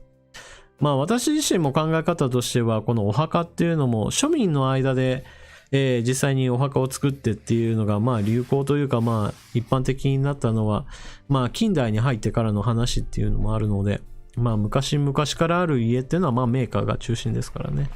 まあ現在ではこのお墓参りのその収集、その文化っていうのも少しずつ、まあ衰退していくんじゃないかなと私は思っております。で、特にこれはまあ神社仏閣、まあお寺さんの方ですよね。お墓があるのは。お寺、そういった、檀家さんっていうのも減少していることもあるので、このお墓を守ろうっていう文化、それ自体もだんだんとなくなってくると思います。で、一方でじゃあその他どういった形でみんなが供養するかっていうもので言うと、少しずつ樹木葬と呼ばれるようなみんなが共同墓地とでも、共同墓地っていう言い方が合うかどうかわからないんですけれども、もう特定の個人がこの場所、このスペースを占有するっていう形ではなくて、私の親はここの庭園でまあ、弔いますよっていう、まあそういった形にちょっと変わってきてるんですよね。で、こちらの方がどちらかというとこれからは主流になる可能性があります。まあその他そういった場所ではなくて、まあコナにして、まあ誰でも仮想通貨コナにはなるんですけど、海に巻きましょうっていうものも一時期流行った時期があるんですけど、こちらの方はあんまり、広がってないなっていう感じですね。まあ根強くはあるんですけど主流ではないっていう感じで、どちらかというと樹木葬の方が今後伸びていくのかなっていう、そういった傾向を見せていますね。まあやっぱり海に巻くっていうのはなんていうかな、どこにお参りしに行こうかって言った時にぼんやりとしすぎていて、樹木葬のようなあそこに行ったらお墓参りだよっていうその形、それ自体は残したい人たちが多いんですよね。まあ、ちなみに私の場合だとその海に巻きたい方ですよね。もう私がどこに、なんていうかな、お参りお参りしなくてもいいよって思ってる方なので、まあむしろ私の考え方からすると、まあ、骨壺に入れられてどこかのお墓に置かれてっていうのは、なんかその場所になんか縛り付けられてるような、なんていうか窮屈さをちょっと、まあ死んだ後なんですけどね、死んだ後なんだけどちょっと窮屈さを感じてしまうので、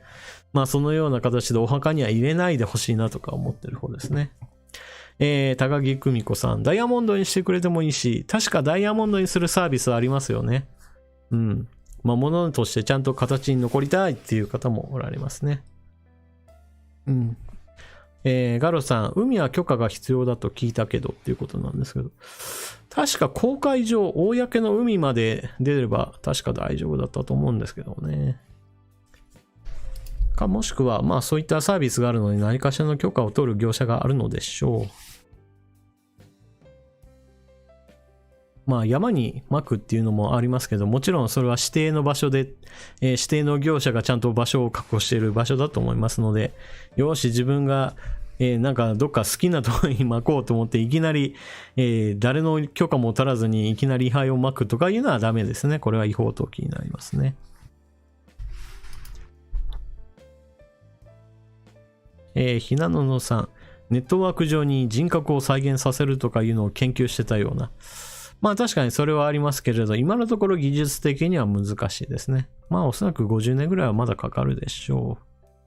まあそういった形で、まあ亡くなった後どうするかっていう話はおそらく科学技術の発展とともに少し状況が変わってくるとは思いますね。今だと亡くなった後に、まあ凍結保存しておいて、まあ亡くなる直前かな。まあ亡くなった後でもいいですけど、まあ凍結保存しておいていつか完全に復活させることを考えたいっていう人たちもいますからね。まあ人によっては海がいいのか山がいいのか大地がいいのかっていうのはやっぱり人それぞれ、まあ好みが分かれるところですよね。海っていうのはまあイメージ的に言うと怖いっていう人とその逆で落ち着くっていう人ちょっと分かれるんですよね。まあ海を見ていると吸い込まれるような気持ちになって、まあ実際に吸い込まれて、亡くなる人もいるぐらいなので、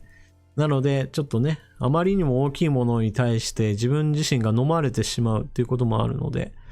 海に撒いてほしいなって思う人と海じゃ嫌だな、山だなっていう人がいる。まあそういうこともかなり人によって考え方は違ってくるかなと思いますね。そうですね、この土葬ができるっていう意味でおいては、日本はもともとはまあ土葬のところが多かったわけなんですけど、土地のことを考えてみんな仮装しようねっていう方向になりましたからね。で、今でも日本国内においては土葬できる場所っていうのがまあ非常に少ないけれどあるんですけれども、この土葬のできるまあわずかなところに関してはまあイスラム教の人がなんとか入れてくれないっていうことを言うことが増えていますね。イスラム教の場合だと亡くなった後っていうのはまあ仮装するのはなんでやねんっていう話になって、なるべく土葬ではなくても基本土葬ですからね。なので日本だと逆に言うと基本仮装、そして骨もう粉々になっちゃうのでそこは許せんぞっていう人たちはいるので、本当にわずかな土葬できるところにはイスラム教徒の人たちが何としてでも入れてくださいと、まあちょっと殺到しているそうでございます。まあ日本の場合だと土地が実際あまりないのでね、まあ土葬の地域を広げるのはちょっと現実問題として良くないとは思いますね。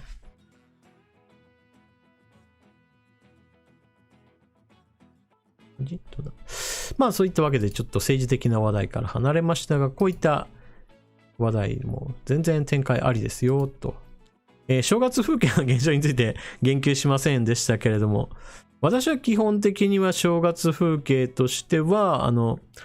う鐘つきもう100回108回ゴンゴン叩くの全然 OK だと思っている方でございます。まあジョイアの鐘ですね。ああいったものに対してもううるさいわっていう苦情をかける人たちっていうのがいるらしいんですけれども、まあ、そこもですね、やはり教育なのかなと思いますけどね。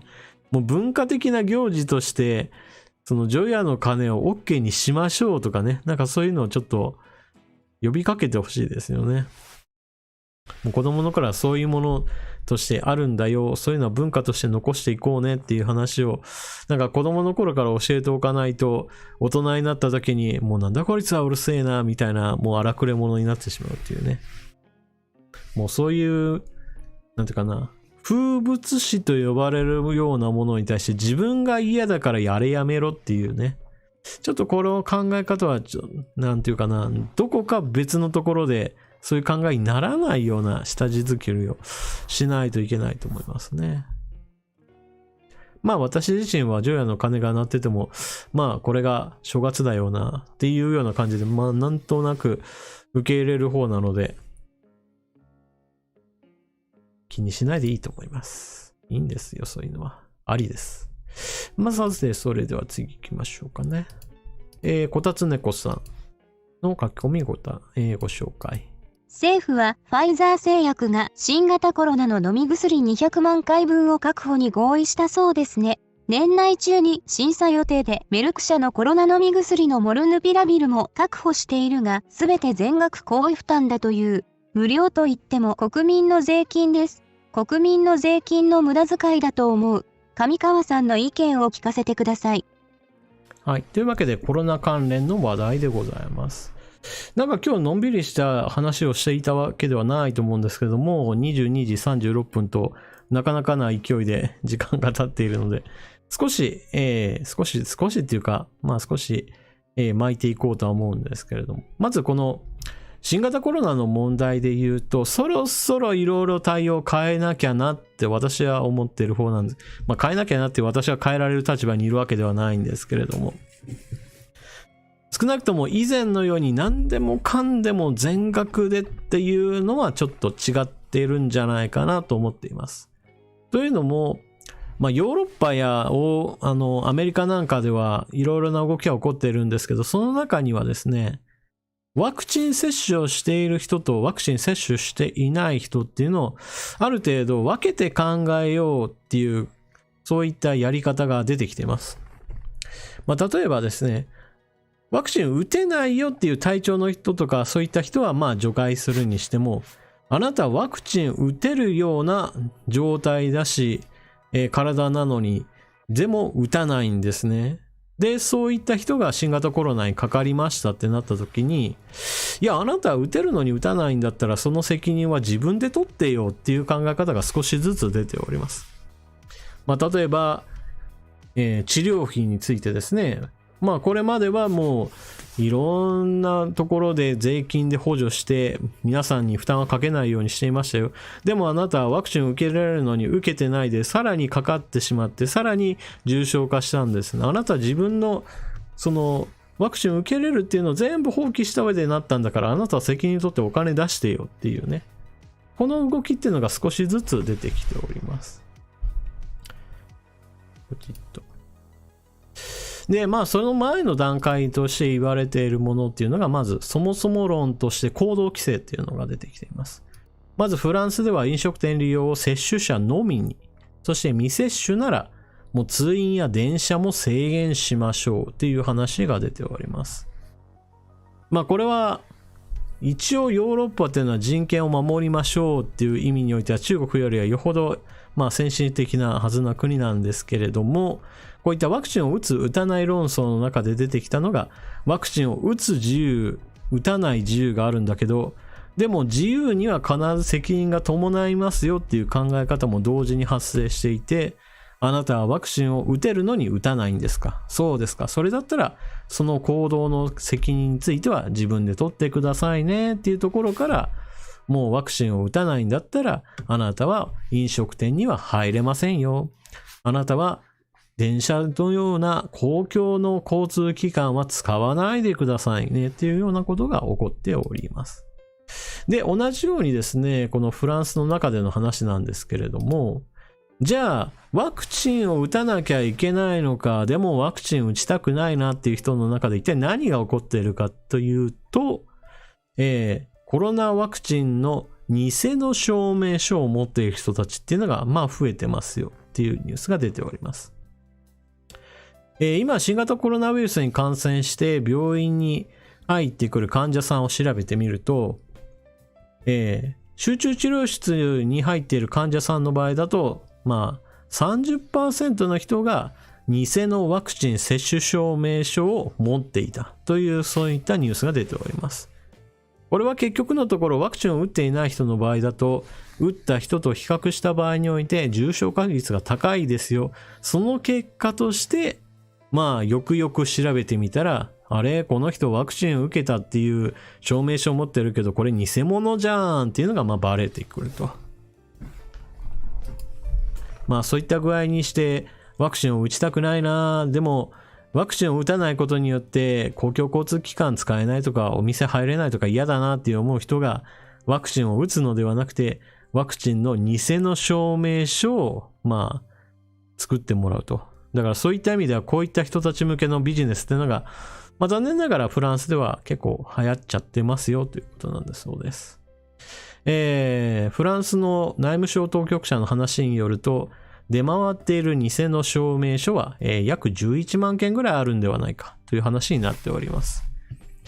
11万人の人たちはワクチンを打ちたくないな、でも行動規制されるの嫌だな、よし偽の証明書を持てばいいじゃないかっていうね、まあなかなかな人たちでございます。まあそんなことにならないようにはしてほしいと思うんですけれども、まあ日本の場合だと今のところ高齢者の場合だと90何%っていうレベルでワクチン接種が進んでいることもあるので、まあこんな風なことはおそらくはならないとは思うんですけれども、でも日本国内においてもワクチンを打たないでってなったらやはり治療については無料の枠が外れる可能性も私はあっていいと思いますね。まあ少なくともこのワクチンが出始めたの頃のものすごいなんていうかな、突拍子もない反ワクチン派の人たちっていう人たちの主張していた内容っていうのは、まあ今ではほとんどこれおかしいよねっていうところからまあ否定されています。まあ例えばワクチンを打ったらまあ2年ぐらいでみんな死ぬんだっていうような人たちいたわけなんですけど、もうなんだったら2年経とうとしているかなっていう人たちも出てくるわけなんですけれど、じゃあ地球全体で考えたら何億人の人がいきなりババババババババって亡くなるかっていうと、まあ全然そんなことないですよっていうこととかね。ワクチンを、まあ、ファイザーのワクチンを受けるとみんなが、なぜか Wi-Fi につながるんだみたいなことを言ってる人たちもいて、なぜかそれを信じる人たちもいて、さらにそのデマを信じて、5G のその通信局を、焼き討ちしてしまうっていう事件がイギリスとかで起こったり、でイギリスでそんなことを信じる人がいるんだって驚いてたら、インドでも同じようなことが起こって、新型コロナのワクチンを、打つとそういったなぜかネットにみたいな話を信じてとかね、まあ恐ろしいことが起こっておりますが、まあ少なくとも初期の頃のまあ無茶苦茶なその反ワクチン派の人たちの言っていた脅威っていうのは基本的にはまあほとんどがデマでしたよっていうのが分かっているのでね。でしかもですね、まあファイザーのものがまあもう悪いっていうふうに言われてたわけなんですけど、今のところファイザーのものが一番いい性能だったなっていうのが今のところのまあ結果なのでね。まあそういった意味ではワクチンを打たないっていう選択をした人たちがまあ今後新型コロナにかかってまあ治療が必要だってなったら、私は基本的にはまあ有料かもしくは普通に保険料まあ3割負担とかそういったことをしてもいいと思いますね。まあ今のように全額無料っていうのはやはりちょっと違ってくるだろうなと。で最終的に言えば何年かしたらっていうかもう2022年から2023年にはこのもう全額無料っていうのをやめないことにはまあ医療費のその負担っていうのもちょっと大きすぎるだろうと思うので、どこかの段階で普通のまあ保険証を出してあなた何割負担ですねっていうのをちょっとやっていかないといけないと思いますね。まあといったわけで、まあ今後についての話なんですけれども、まあ飲み薬について言えばこれまたですね、またファイザーがもしかしたら一番いいものを出してくるかもしれないと言われている状況です。ちょっとびっくりなんですけれども、ワクチンについて言ってもファイザーがおそらく一番良いものだろうと今のところなってますし、飲み薬についてもファイザーの出す今後の飲み薬っていうのが一番重症化予防率が高いんじゃないのかなと今のところ前評判が立っております。なのでね、もしかしたらファイザー様っていうことになるかもしれません。で、今日本国内においてはそのファイザーからワクチンずっと買うのか、そんなもんダメだろうっていうことで、国内開発が進められております。塩野義製薬と、KM バイオロジクスが今のところ先頭グループを走ってるとは思うので、この後塩野義と KM バイオロジクスがどこまでいいものを作ってくれるかということですよね。ワクチンについてはまず国産への切り替え、そのための開発が進んでいると。で、飲み薬について言ってもどうやら塩野義が頑張っているようだっていうニュースなんかは出ているんですけれども、さあこちらの方もうまくいくかどうかは作って治験をしてみないことにはわからないというところでございます。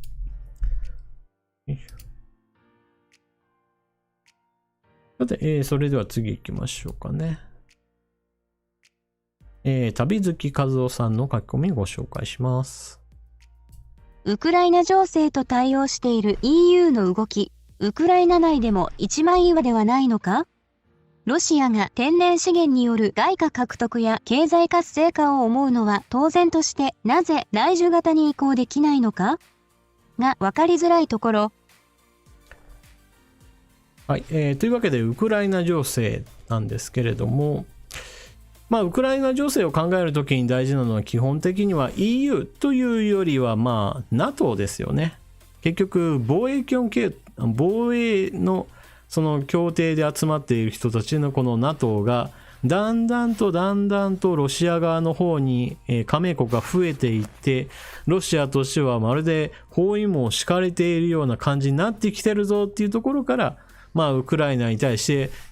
ウクライナお前 NATO に入るなんて許さんぞっていうところから入っている話です。で、じゃあウクライナが一枚岩なのかっていうとそうではないところがまたややこしいところで、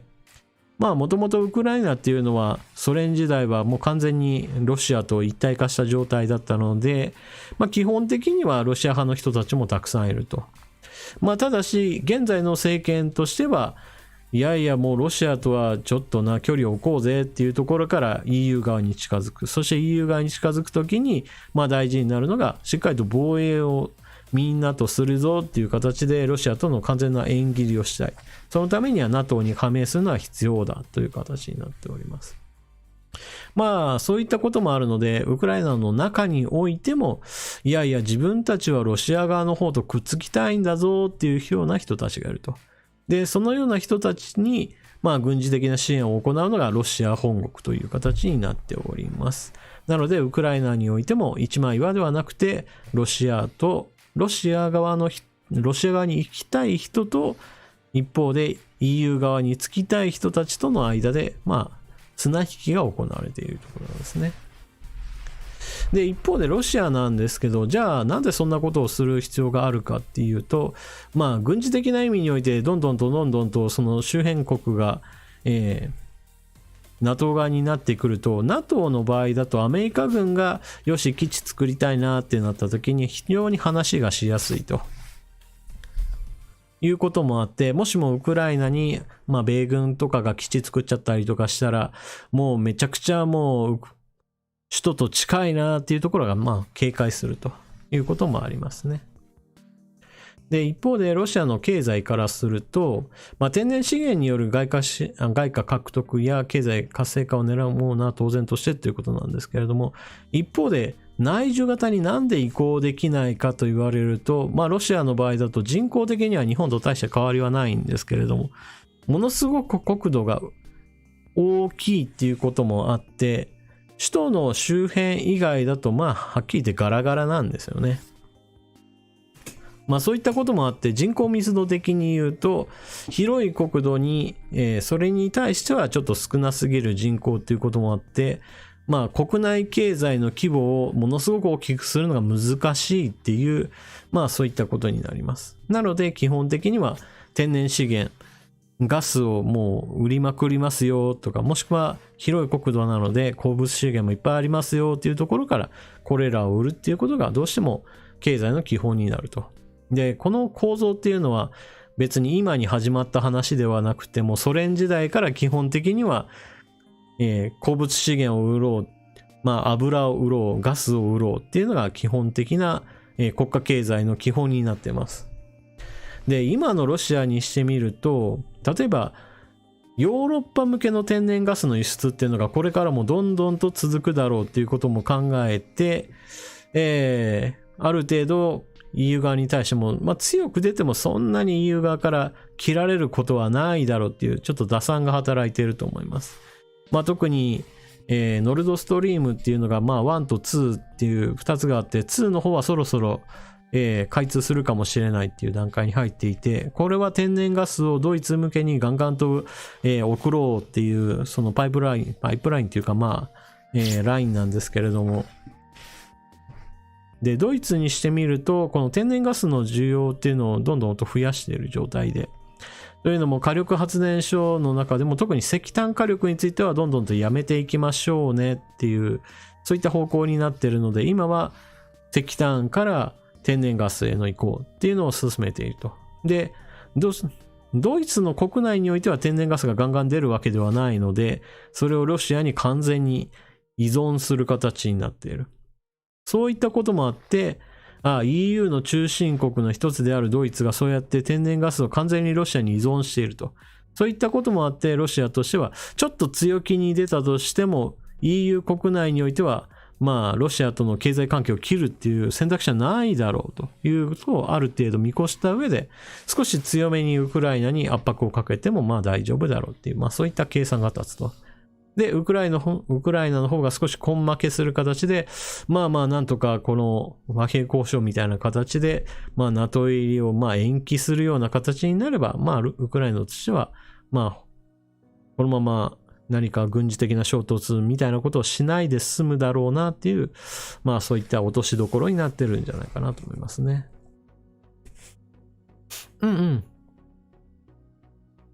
基本的に破壊工作をするっていう意味では、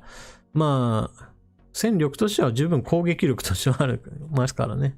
占領するのは大変だけれども、攻撃して打撃を与えるだけだったら別にそれほど問題にはないですからね。なので基本的には脅しの兵力だとは思うんですけれどもね。この考えが単純にちょっと計算の上でマイナスが大きすぎるからやらないだろうっていうこの理論がどこまで通用するかはちょっと今後も行方を見なければならないところですね。時には軍事衝突っていうのはそういった計算を超えて理念とか国家主義とかそういったものに携わる部分で発生することがありますからね。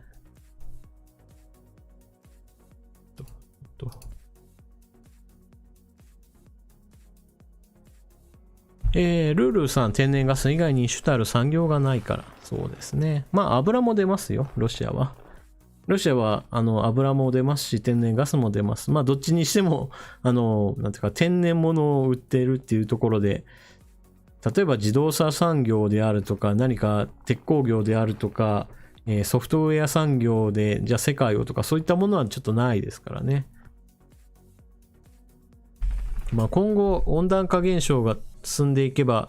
今は使えない耕作地帯がこれからは農業に向くだろうみたいな話もありますけど、実際問題それらの今まで使ってなかった荒れ地がたとえ温度が上がることによって使えるようになっても、開発費用も耕す人間についてもそんなに準備できるわけじゃないですからね。だからこれからもロシアは天然ガスと油をどれだけ高く売るかっていうところが大事だと。で、それができなくなったら政権が倒れるかもしれないっていう話になっておりますね。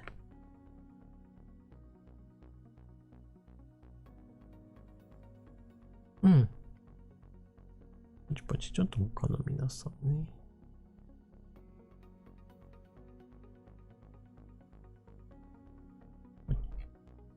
はいと。じゃあこの辺りにしましょうかね。さあ、もうあっという間に23時になってしまいますね。さあ、次行きましょう。はい、ともさんの書き込みをご紹介します。忙しかったりコロナだったりでほぼ3年ぶりくらいで実家に帰りました。年寄りがテレビを共に暮らしているのですが、物置には16ロールのトイレットペーパーが10個、不織布マスクが7ケースありました。日本の皆さんごめんなさい。あの騒動の犯人は我が家でした。というわけで、コロナ騒動の時には買い占め騒ぎっていうのが、去年ありましたよね。マスクが足りないからマスクが出たらもうとにかく買え、そして値段が高くなるっていう現象なんかはもう一番代表的なものだったんですけれども、それ以外にもトイレットペーパーなんかもやはりもしかしたらなくなるかもみたいな、一体どこからそんな話が出たのかわかりませんが、みんなが買うっていうことが起こりました。その他みんなが家に閉じこもっていますよっていうような状態が日本全国で発生して、さらには子供たちも学校が休校になることによって家にいますよっていうことが起こったので、ホットケーキミックスのようなもうなんていうか手軽に作れますよなんていうものについてもものすごく需要が高まりました。ミロとかそういった飲み物なんかももうなかなかもう生産が追いつきませんよとか、そういったニュースなんかも流れていて、もうしまいにはそういったホットケーキミックスがなくなったことを見て、これは中国人が買い占めをしているんだっていうような、そんな、ことを言う人たちもいました。基本的にはみんなが家にいて、子供も家にいて、もうとにかく家の中で食べるものっていうものも使うもの、とにかくみんなが買い込むっていうような状態が起こってしまいました。そういったわけで、この一例として、物置には16ロールのトイレットペーパーが10個、不織布マスクが7ケースっていうようなことも、実際には、ともさんの家だけではなく、いろんなところで起こったんだと思います。特に高齢者の人の場合だと、高齢者の人同士の話の中で、あの人が言っていた私も買うわっていうような横の連携っていうのが、できてしまうっていうことはありますからね。今の若者たちよりもむしろこういった高齢者の人たちの方が例えばグランドゴルフでみんな毎週のように集まっていた人たちが最近のコロナで何々がなくなるかもしれないわねみたいな話を誰かがしてしまうと、昔もそんなこともあったね、でもあれは大丈夫だったよねではなくて、昔もあんなこともあったよね、きっとまた起こるかもしれないって言って買ってしまうっていうパターンとかは十分あり得るな話ですよね。なのでね、16ロールのトイレットペーパーが10個もあるとさすがになんだろう一体何年分なんだろうとはちょっとね思っちゃいますよね。で、伝説的な話としては、家とか倉庫みたいなところにもう満杯になるまでトイレットペーパーとかそういったものを、買い溜めてしまって、今回の新型コロナの時にはまだ残ってましたなんていうちょっと伝説的なネタでしょって突っ込まれるようなものなんか、そんなものもありましたよね。さすがに石油ショックの時にもう蔵いっぱいトイレットペーパーで満たしたとしても、さすがに今にはもうなくなってるだろうと思うんですけどね。何してもですね、このような騒動にも巻き込まれないためには基本的にはローリングストックと言われるような、ある程度買いだめをするんだけれども、一つなくなったら、一つ買い足して、でも間には貯蔵用のものを間に挟むっていう形で、備蓄しながら、そして、使うもするし、買い足しもするみたいな感じで、やる方が一番いいだろうと思いますね。シュマッハさん、スーパーチャットありがとうございます。皆さんおやすみなさい。はい、シュマッハさんおやすみなさい。明日も良き日になりますように。そうですね。日曜日ですね。あかりんゆきさん、ローリングストックならいつもですね。はい、そう。ローリングストックは特に難しい話ではないので、一度概念をしておけば、なるほど。ちょっとしたものを、貯蔵と使用、そして買い足すっていうこのぐるぐる回す、この輪っかっていうのを理解しておけば、そんなに無理なく物を置いておきますからね。この場合だとみんなが必ず使うものといえば、トイレットペーパーなわけなんですけれども、トイレットペーパー以外にも、ティッシュペーパーでもいいですし、例えばレトルト食品なんかもそうですよね。保存用にとにかく買うんだではなくて、ローリングストックっていう考え方を入れたら、ちょっと多めに買って最初は、その後使って減ってきたらまた次足してっていう形でいけば、ある程度溜まりますからね。困った時にはそういったものを使うと。はい。ゆうゆうさん、上川さん、皆様おやすみなさい。お先に失礼します。はい。23時に回りました。眠たくなった方はどうぞごゆっくりおやすみなさい。というわけなので、なるべくこういった買い占め騒動に巻き込まれないためには、ローリングストックっていう概念をぜひともご利用ください。はい。というわけで、それでは次行きましょうね。はい。主天堂親父さんの書き込みをご紹介します。いくつか話は分かれているので、一つずつ行きましょう。まず1番からいきます。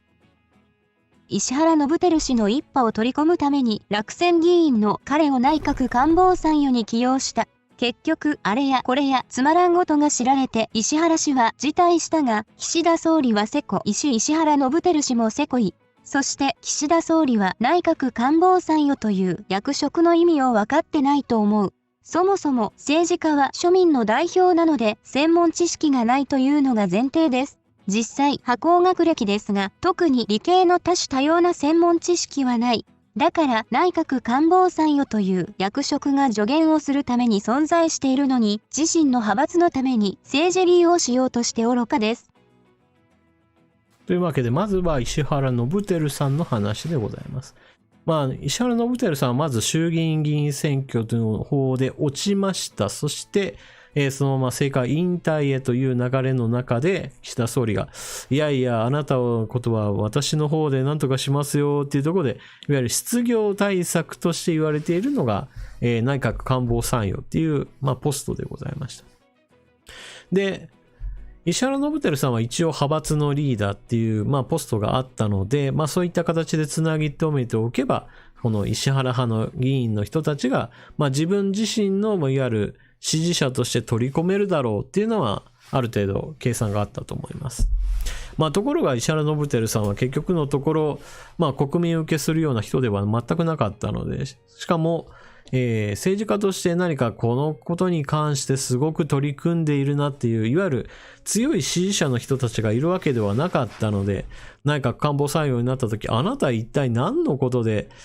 このポストになって、総理とお話できるのっていうね、そういったツッコミがもうめちゃくちゃ入ったわけですね。で、その後発覚したのが、コロナ助成金の受給が発覚っていうところから、いや、これは手続き上問題ないんだけど、政治家が受けるようなものとしては、道理がうまく立たないなっていうことから、結局のところ辞めることにしたと。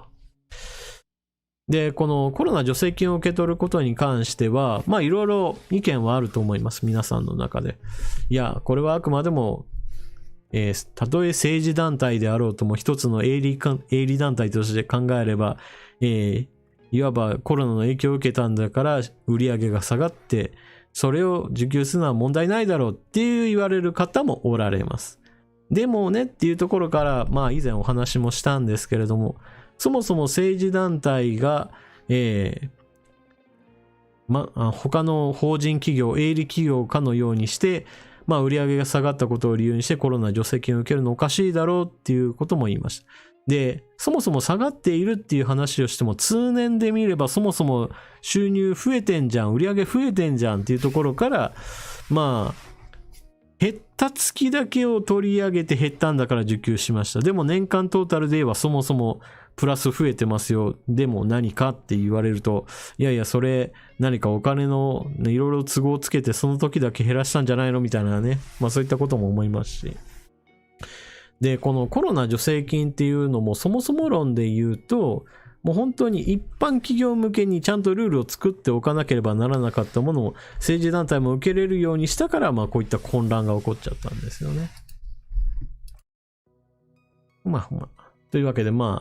石原伸晃さんは晩節をかなり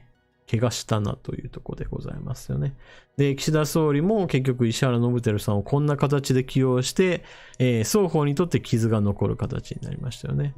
別にね、自分にとって味方にしたいだけだったらこんな形にしなくてもね、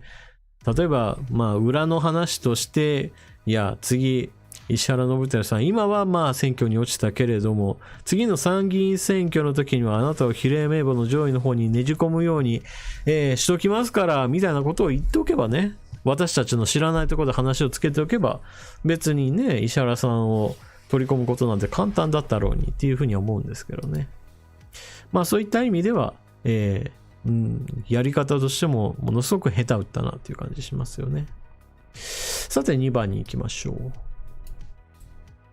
給付金に関しても世国、未成年者への給付のみ対象とし、しかも現金とクーポン利用を半々にせよと地方自治体に依頼をした。困窮者救済と景気回復策を少なすぎる予算で一石二鳥を得ようとしたが失敗。支給方法を越権行為で指示したことにより、法定受託事務と自治事務の区別もできないバカ内閣だと自らが露呈させた。3。おっと。ちょっと3が入れましたから2ですね、話としては。で、今回の件について言うと、いわゆる現金と、クーポンに分けましたってなった時に、国として全部やってくださいねではなくて、その地方である程度裁量権がありますよって言われるものが、これが地方自治体に依頼するもので、これが、受託じゃないや、自治事務という形になっているそうです。これは自治体の方が自分の方で裁量権を持ってある程度できますよっていうものが、自治事務と呼ばれるもので、これがクーポンに該当するものなんだそうで。で、現金の方はそうではないという話みたいですね。このあたりについてはちょっと国家公務員法とかそういったところについては私は詳しいわけではないので、なるほど、そういう風な形になってるんだろうなというところですね。何にしてもそもそも論として、前から言ってますけれど、たった5万円、たった5万円って言うと悪いですけど、困っている人を助けるために10万円を用意して、その10万円をわざわざ2分割してっていうところから私は基本的に反対だったので、この手続き上、国が全部やりなさいよ、それとも自治体がっていう話、云々の前の方で私はもうおかしいと思っていたので、岸田総理はこれもまたマイナス点ですよね。話にならんところでございます。で、3番は同じくこれで、人の話を聞くのが得意と言っていましたが、日本を良き方向に導くための自分の考えが本当のところ。結局のところこれ芯があるかどうかって話ですよね。自分はこうしたいんですよっていう明確なその考え方があれば、ある程度それに合う合わないっていう話から他の人の話を聞くか聞かないかっていうのが存在するんですけど、どうもその芯の部分がものすごいブレブレなのかそもそもないのかっていうところから、結局周りの意見っていうのをどんどん聞いてぐにゃぐにゃ曲がっていくっていう話になっていきますよね。これを瞑想っていう表現する人たちが多いわけなんですけど、そもそもそういう風にして自分の中の芯が定まっていないから、結局のところみんなの話を聞きますよっていうのを売りにするしかないって話になっております。4番、野党が岸田総理に攻撃しない。つまり野党にとって都合が良い政権。ひょっとしたら宏池会と野党との間に密約があるかもと思ってしまうほどですということですね。野党が岸田総理を攻撃しないかっていうと別にそういうわけではないんですけれども、問題はその批判のポイントとしては今大きな話題はあんまりないんですよね。例えば文書交通費問題で野党の方としてはなんで自民党が話飲まないんだよっていうことを一応突っ込みはしてるんですけど、この文書交通費っていうのは実は国政の中ではそんな巨大な話ではなくって、毎月100万円国会議員に対して、領収書の報告義務のないような形で、お金が出されているの、これを正しましょうっていう話なんですね。どっちかっていうと、お金の使い方の中では、そんなに大きな部類じゃないと。でも、そういったところでも、みんながおかしいおかしいって言ってるのに、それがうまくいかないっていうところから自民党に対する攻撃は一応やってるんですけど、ただし、野党側としても、まあそんなに巨大な話ではないので、じゃあこれでうまくいかないからって言って岸田総理辞めろって話になるほどではない。いわゆるスキャンダルとか、不正とかいうものではないので、ルールの変更の話ですからね。まあそういった意味では野党が岸田総理を攻撃するその手札、焦点になる政策の話がちょっと今出てないんですよね。このチャンネルの動画ではまあ親中派政権ですよ。だから、中国に対して様々な忖度が働いていますよっていうことは言うわけなんですけれども、例えばこれに関して野党が攻撃するとしても、この、とってもなんですけど、国民的な議論に発展しないんですよね。なかなかここがもどかしいところですね。文書交通費の話題について言うと、まず第一にこの100万円っていうのを日割りにしましょうねっていうところだけは、自民党も野党もまずどちらもまあいいでしょうっていう話でまとまったそうなんですけれども、今回で言うと、野党の方としてはいや日割りだけじゃないでしょうと、まあ、使い道についてもちゃんと領収書つけて公開していくような方向でちゃんと法改正しましょうねっていう話をしたら、いやいや自民党としてはですね、まず日割りについては OK なんですけど、その後の話についてはちょっと後でしっかりと議論したいので今飲めませんよっていうところでね、なんでやねんっていうところですね。まあそんな形で野党の方としても、いや自民党さんなんで日割りは OK なのにそれ以上の話になると乗ってこないのっていう話ですよね。最初一番丸いところは立憲民主党の枝野さん時代にこの日割りでもっていうところだけで一応妥協していいんじゃないっていう話が最初出ちゃったんですよね。もうそれだけじゃダメだっていうところで行けばよかったのに、日本維新の会が真っ先に日割りプラス領収書をつけて公開だっていうところで行ったのに対して立憲民主党が乗らなかったんですよね。最初日割りの部分だけで自民党と結託しちゃったもんだから、その後野党の足並みが乱れちゃって、もう野党全員でちゃんと日割りプラス領収書をつけて公開っていうようなことにまとまりきれなかったんですよね。その後自民党の方はそういった野党のそういう結託できないところを見て、まあこのままほったらかしにすればいいやっていうのを決め込んじゃって、で今国会ではそういった意味では文書交通費については新しい改正はできませんという、まあ一番最悪のパターンにはまっちゃったんですよね。このあたりももっとみんな国民的な議論として、もう与党何やっとんの、こんな細かいところさっさと改正しろよっていう、まあ、そこを盛り上げていけばいいんですけどね、なかなかそうはいかないっていうところが、これもどかしいところでございます。5番、高橋早苗さんの知識と、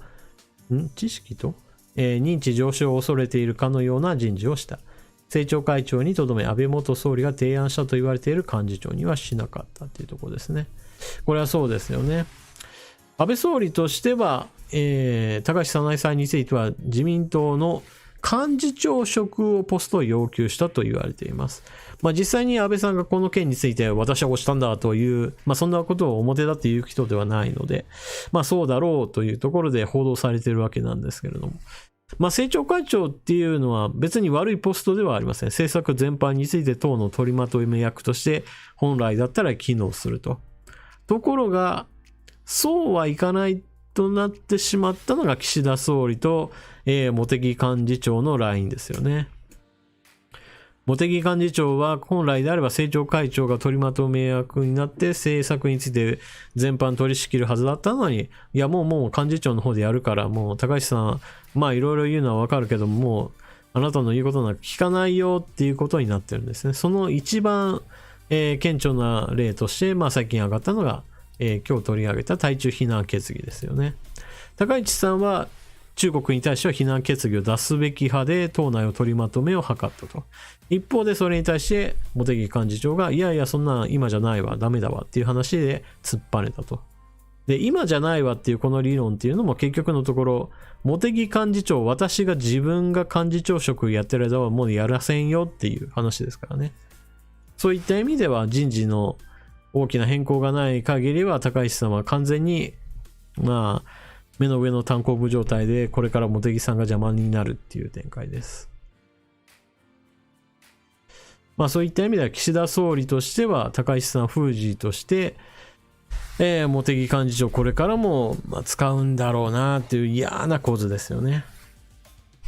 で、この政治的な話題に関心がある人であれば、高市さんが党内の取りまとめを行って対中非難決議を出す方向に働いたんだなってわかるわけなんですけど、じゃあ一般の人がそういった中の動きについて知っているかと言われると、結局、一般的なニュースとしては報じることさえ基本的にはありません。今回取り上げたこの、高市さんが悔しいですって言ってる話もネットの記事とか、新聞の紙面でちょっと載ることはあるとは思うんですけれども、なんといっても大きくいろんな人が見てるっていう意味で私はテレビの影響力を無視していません。むしろテレビしか情報源を持っていない人たちもたくさんいるっていう、こういうことは思うので、インターネットの記事でこういった内情についての話っていうのが、世間一般に広がるまではちょっと届かないというふうに、ちょっとね、ここが情報格差がかなり出てくることだと思います。今後もこういった意味では自民党の中でいわゆる中国に対してものを言うべきだっていうその勢力と、いや中国に対しては何も言うべきじゃない、忖度して当然だっていうその勢力のつばぜり合いが今後も続くと。しかもこの時一番の問題はその中国に忖度すべきだ、中国の利益を損なってはいけないというその一番トップが岸田総理っていうパターンになろうとしている。もうこれは以前の状態よりもちょっとね、はるかに悪質な状態ですよね。二階幹事長が親中派として自民党の中で勢力を、築いて、そして政権に対するものを言いますよ。そして、親中路線に持っていこうとしているっていう状態の時は、なんだかんだ言ってある程度時間はかかっても少しずつ前には進んでいってきたわけなんですけれども、総理自身が親中派になってしまうと、この前に進む動きそのものも大幅に減退しますからね。そういったわけなので、岸田政権がこのまま続くと、この中国との関係はもうもっともっと日本に至って悪い方向へと進んでいく可能性が高いですよね。次の選挙ではどうなるかわからないんですけれども、なんというかね、自民党が負ければいいっていうわけではないんですけれども、少なくとも岸田政権に対するのをちょっとね、突きつけるような選挙結果にならないと、その総裁が責任を取るところまでちょっとね、なってもらわないと、岸田政権が続いていいことはなさそうだっていうふうに私は思っております。さて、次行きましょうかね。HT さん、マスコミの大半やほとんどが左巻きの理由がわからないです。日本人の視聴者から金取って高級を与えて反日する NHK が許せないです。どうしたらよいですかっていうことですね。マスコミ特に、NHK をここでは局として挙げていますが、それ以外のいわゆる一般的なテレビ報道でもワイドショーを中心にして、とにかく政権叩いておけばいいんじゃない的な、そういった軽いノリというかね、そういった批判だけすればいい野生力っていうのがたくさんいるっていうのは非常に残念なところですよね。で、NHK に関しては私はもう、分割民営化論なので、あんまり支持者はいないんですけれど、残念ながら。みんなはもうとにかくスクランブル放送っていう方向で、確かにやりやすいんだけどなと思うけど、根本的な理由としては、根本的な対策としては多分うまくいかないだろうなと思っていて、NHK に対してはまずスクランブル放送、つまり見たい人だけが見ればいいやっていう、そういう方式に切り替えるべきだっていう人たちがいます。実際それは当面は分かりやすい対策ではあるんですけれども、多分その場合だとものすごい赤字になるので、公共放送ではなく多分国営放送化に多分転んじゃうんじゃないかなと思うんですよね。つまり収入が全然ない。でも NHK それ自体はなんか存続させないといけないみたいな、そんなわけのわからない政治的な力が働くんじゃないかなと思うので、そうなるとかえって国民の税金を投入しようみたいな話になって、なんか悪い方向に話が進みそうだなというのが私の想像なので、もうそもそもの話の出発点としては、もう NHK についてはもう分割民営化っていう形にして、もうあなたたちもう勝手な放送するんだったら、まあそのまま自分たちで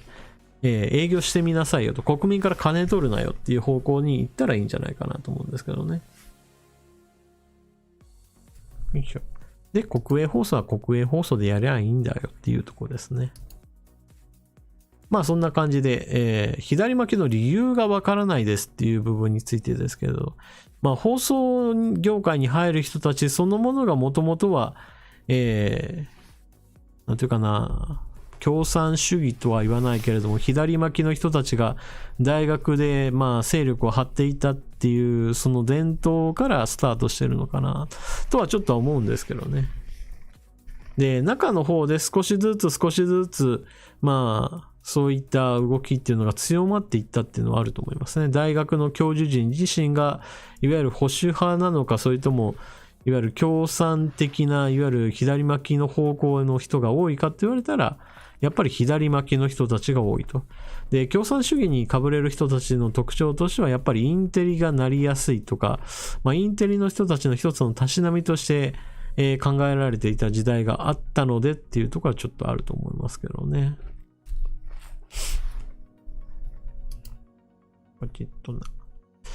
まあそんな感じでとりあえず NHK については私は分割民営化でもうさようならするべきだと思いますね。で、そうすればね、今みたいにみんなから金を何とかしても集めてやろうみたいな感じで、まあそういった話はまあ防げるとは思うんですけどね。パープルさん、足元が寒い、足元用電気ヒーターを買おうか。でも電気代が高いし、ここに書くことじゃなかったですね。っていうことなんですけど。まあ、パープルさん向けに言うと、まあ、電気ヒーターというか、電気毛布ですよね。自分だけが温まる用のものを買えば別にそこまで電気代は高くないので、基本的には部屋全体を温める暖房っていうのが一番高いですからね。まあ、例えばエアコンをずっとかけ続けるとか、もしくは、まあガスファンヒーターとかでもそうなんですけど、基本的に部屋全体を温めようって思うと値段が上がっていくので、逆に言うと自分だけを温めるものってなればそこまでではないですよと私は思いますね。のこさん、私の住む地域では雪が降りました。今夜は寄せ鍋料理の予定うん。今夜は寄せ鍋料理の予定です。上川さんは何鍋がお好きですか？メンバーの皆さんも何鍋がお好きですかということなので、兵庫かこさんが鴨鍋とかうどん寄せ鍋が好きですって書かれているので、皆さんもぜひともこういった誰かの書いた書き込みに対して私はこう思うよっていうのも、まあ全然話をしてもらって良いですので、まあ見るだけではなく自分も書いてっていうことでやっていいですよと。まあ私は鍋でって言われたら、まあ特にこれだっていうものはないんですけれども、まあとりあえずお肉が好きだっていうのもあるので、まあすき焼きですかねとか思っちゃいます。それ鍋じゃねえっていう思うかもしれないですけど。まあ寄せ鍋料理の中にお肉入れてねっていうとこですよね。よいしょ。まあ特にね、誰かが作ってくれたものだともう何でも食べますよ。美味しくっていう感じで。まあなんていうかな、自分一人、まあ、一人暮らしをしているときにさあ鍋だっていう感じで自分で鍋をすることがまずないので、なかなか、よし、この鍋が好きだっていうのがないですよね。お店に行ってしまえば、まあ、その時でちょっと気分で食べるも変えちゃいますからね。さて、これで最後かな。ちょっと待ってくださいね。けどね。というわけで、本日の書き込みのご紹介はこれが最後になりますね。ダブルシュナウザーさん。先日 SNS の検索中に2万年前の土器を発見したという記事を読みました。現在世界最高は1万7000年前とありましたし、YouTube 動画内でもほぼ同じ1万7000年前、世界最古の土器2万年前情報はどこへということで、こちらが一応最後の話題になっております。さて、世界最古の土器は一体どこなのかということで、インターネットで検索したら2万年前というのが一応出てまいりました。まあ、シュナウザーさんが2万年前の土器ということから、まあ2万年ってまあそのまま入れたら出てきたっていう感じなので。で、世界最古の土器っていうのが2万年前、こちらが中国で出たものじゃないかなというふうな、そんな記事になっております。なので、ちょっとな、世界最古どこだろうかと思ったら、まあ一応中国だよと。で、単純にですね、これ、土器っていう形で、まあ一つ枠組みを取ってるので当てはまってますけれども、別に土器じゃなければまた別のもの、別の地域っていうのもまあ十分あり得るので、まあなのであくまでも土器っていうジャンルの中で言うと中国ですよっていうだけですからね。だから今後も別の場所でもっと古いものがっていうことは十分ありますし、まあそもそもこれ土器ですけれども、まあ木製の食器とかいうものとかだったら別にね、こんな2万年前以上古いものはきっとあると思いますけど、ただ単純に今に残ってないだけっていう風な、まあそういった考え方はできると思いますけどね。で、まあ2万年前以上にじゃあ日本でどんなもの見つかってたのかなっていうのを一応見てみたら、まあそれより3000年前の2万3000年前で、日本最古の着色ビーズっていうのが、まあ、沖縄なんかで出てきているそうでございます。まあなので土器っていう形以外のジャンルで言えば別に2万年っていうのをまあこだわる必要もなくて、それよりも古いものは当然あるというところですよね。よいしょ。まあなのでこの2万年っていうのも考えずに、まあそれよりも古いものも当然あるでしょうっていうところですよね。で、昔の話で言うと今と結構人口とかもしくは文化の発達具合っていうのは地域が、まあ、結構偏りっていうかな、今と違っていて、まあ今だとどちらかというと、まあ首都が東京ということもあって関東もしくは、京都、奈良っていうところを考えるわけなんですけど、昔々とかそういったレベルになると、実は東北地方にものすごい巨大な要塞都市がありましたよとか、まあそういったものが見つかったりとかして、なんかどんどん大陸側の方にてっきりすごい文化勢力があったのかなと思ったら、実は東北地方にも全く違う意味で発達している人たちがいたんだなとかね、まあそういうのもありますし、今では特になんかものすごい知名度あるわけじゃないですけど、岡山県の地方とかは、まあ以前はまあとても強い豪族がいた地域があるとかね、まあそういったところもありますからね。だから今の栄えている地域がイコール昔も同じように栄えていたかっていうと、まあそういったわけではないっていうのは、まあちょっとね、覚えておくといいかもしれません。まあそういった意味では、まあ大和朝廷がまあ近畿地方でありましたよってなった時に、実はまあ出雲地方でもものすごい大きな勢力があったって言われていて、まあ道建とか、銅鐸であるとかそういった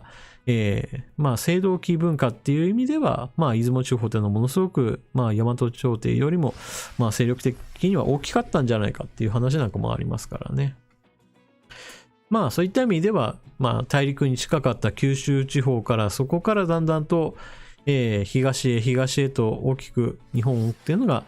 広がっていたっていうだけの概念ではないかもしれないっていうね。まあそのあたりの話っていうのは今からすると結局発掘したものから想像するだけなんですけれども、もしかしたら未来においてはよし昔に戻れるような科学技術ができたぞなんていう時代になったら、もしかしたら、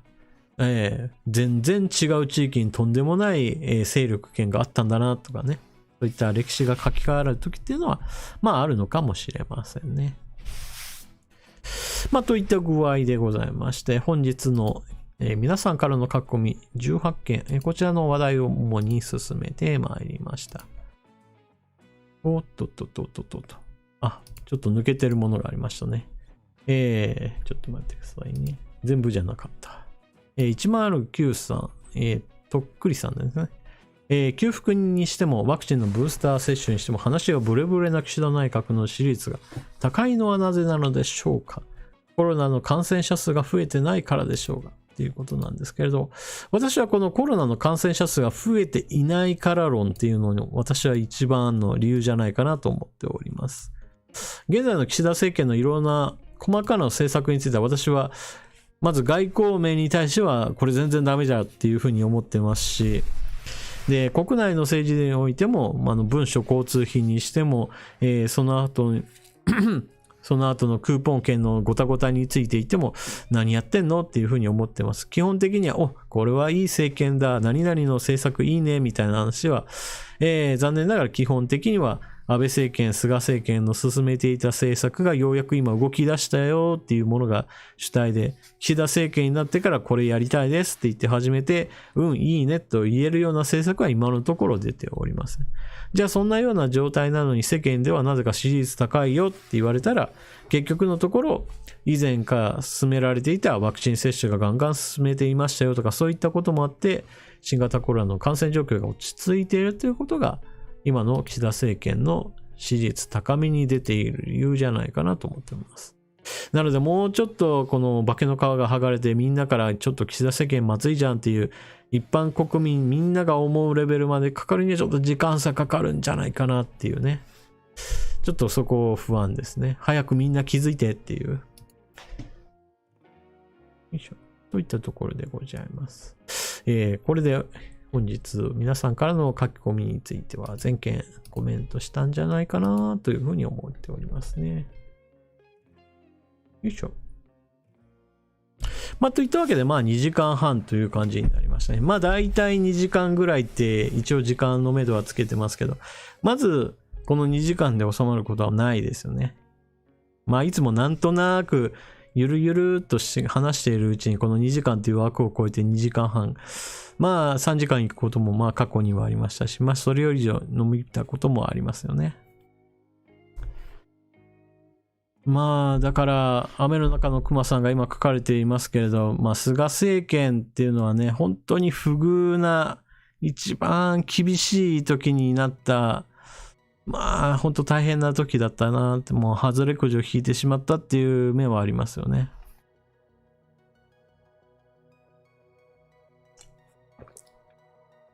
結局のところ、新型コロナの問題っていうのは、どんなにうまくやったとしても、感染症に対して100点の対応することはまずできなかったですからね。だからいかにして欧米基準で考えると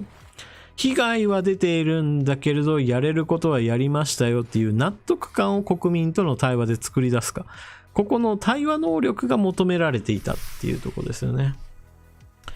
なのでメルケル首相にしてもそうですし、ニューヨークのクオモ知事にしても被害はとっても出ているんだけれども、国民からはちゃんと説明して動きもいろいろしてくれてるんだな、じゃあ今の被害は出ているけれど政府はうまくやってるっていう支持率を叩き出すことができたと。だからこのあたりですよね。実際の被害が出ているかどうかではなく、国民の納得感を得られる働きができるか、そのための国民との対話、そこが結局菅さんにとっては一番難しかったところですよね。菅さんはまさに仕事人ではあったけれど、その広報官としての能力を発揮することができなかったっていうところですよね。そして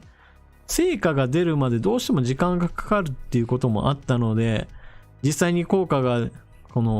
進めていた政策が効果が発揮したのが、自分が辞めた後になってしまったっていうね。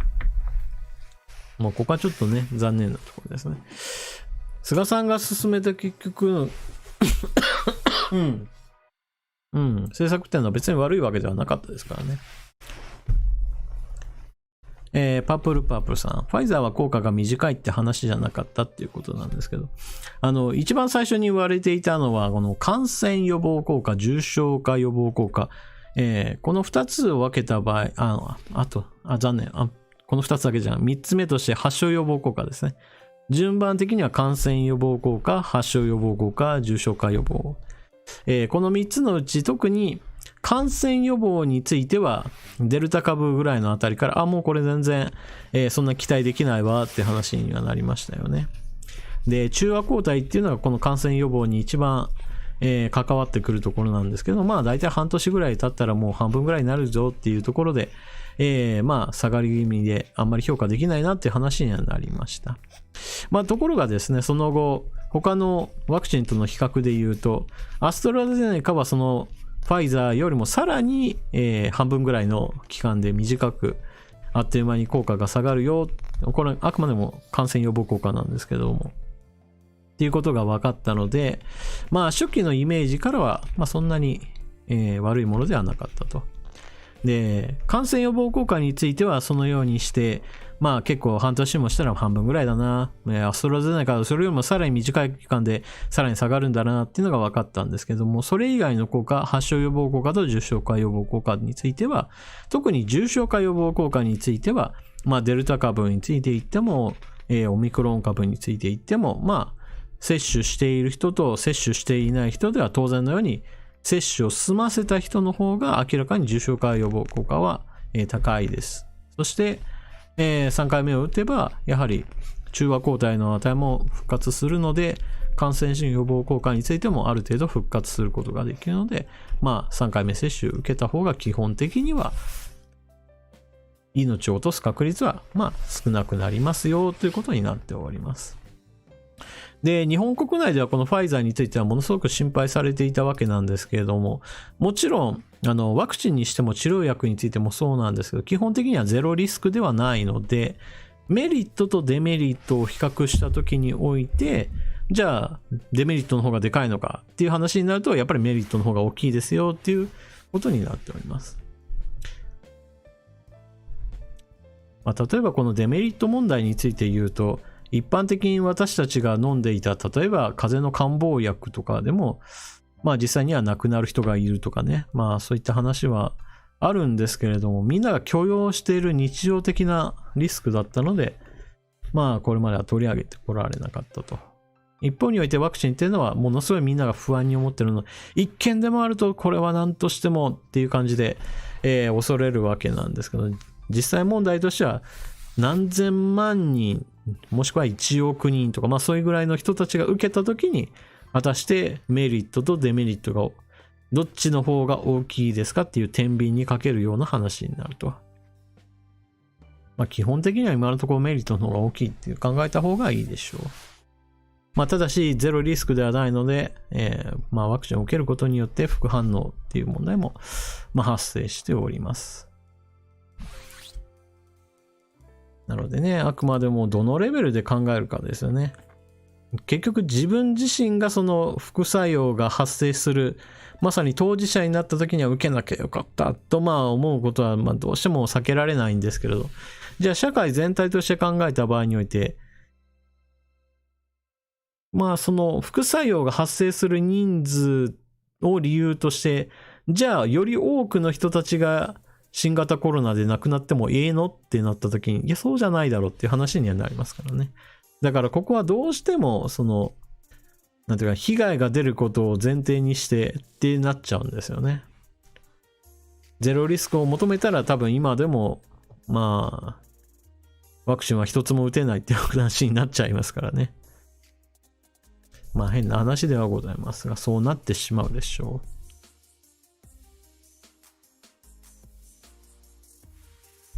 そうですね。インフルエンザのワクチンについても全く似たような話で、まあもちろん、結局これもゼロリスクではないんですよね。ただ、これまでもやっぱりメリットとデメリットを比べたらはるかにメリットの方がでかくって、そして、リスクに関しては社会的にはこれが、許容範囲内だっていう話ですよね。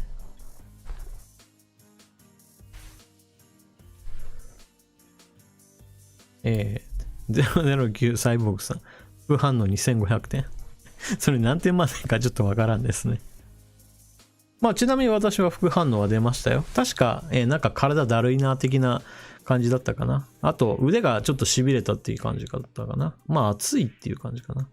まあ注射を打った部分がなんか熱を持ったみたいな感じになったっていう、確か副反応が出たはずですね。ドライジンさん、2000円。スーパーチャットありがとうございます。菅さんには感謝しかないな。今の状況はおかげさまでしょと思います。上川さん、本日の授業料です。ありがとうございます。2000円もいただければありがたいございます。ね、ほんとね、菅さんには感謝しかないでございます。まあ特にね、もしもですよ。もしも菅さんが反ワクチン派の人だったらとんでもないことになってると私は思いますよ。例えば、もう一人でもこのワクチンによって何か副反応が出ると大変だからもう打ちません日本国民はとか言い出したらってことになってると思いますよ。まあ単純に新型コロナにかかった場合ではたとえ治ったとしてもそのコロナの後遺症っていう問題があって今でもなんていうかなそんなには取り上げないですけどコロナにかかった上での後遺症に関してはなんていうかな別に特効薬があるわけでもないし何が原因かもわからないし治療法が何か確立されたわけでもないので全身の倦怠感っていう症状をずっと引きずってる人なんかも時々まあニュースで見ますからね。だから基本的にはかからない方がいいんですけれどもかかった時の重症化を予防するっていう意味ではまあなんだかんだ言ってそういう被害が出るその確率を下げることは大事なんですよね。まあといったわけで、まあ最後締めとしては今の岸田総理に対するこの支持率の高さっていうのは何度も言いますが私は安倍政権とそして菅政権の進めてきた政策のその結果として今新型コロナの問題がある程度沈静化しているのでなんていうかそういう本人の働きじゃない部分で底上げ効果があるんだと私は思っております。そして国民の皆さんがぜひともそのいわゆる外交問題そういったものもちょっと目を向けてもらって国内問題経済問題だけじゃなくてそういうところを見てもらえるともう岸田総理やばいよっていうところに気づいてもらえればこの支持率もどんどんと剥げ落ちていくんじゃないかなと思っております。というわけで、本日2021年12月18の、ライブ放送はこの辺りにしようと思います。今週終わった後同じように来週もこの土曜日の21時っていう時間をまあある程度なんていうかな習慣化することを目指して、これからもやっていこうと思っております。その時もやはりコミュニティにまずは皆さんからの主だった話題投稿っていうのを募集しますので生放送の中で取り上げてほしいなって思うものについては、ぜひとも書き込んでいってください。で、その中においては別に政治系の話題だけでもなくて、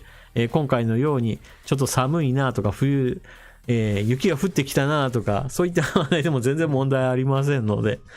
見ている人にとってそれが面白いかどうかはまた別なんですけど、あと、このコミュニティ掲示板の中で皆さんの話が弾んでもらっても全然問題ありませんから、そこは。コミュニティ掲示板は決して何か、私と1対1じゃなくても、私抜きで盛り上がってもらっても全然問題ありませんから。はい。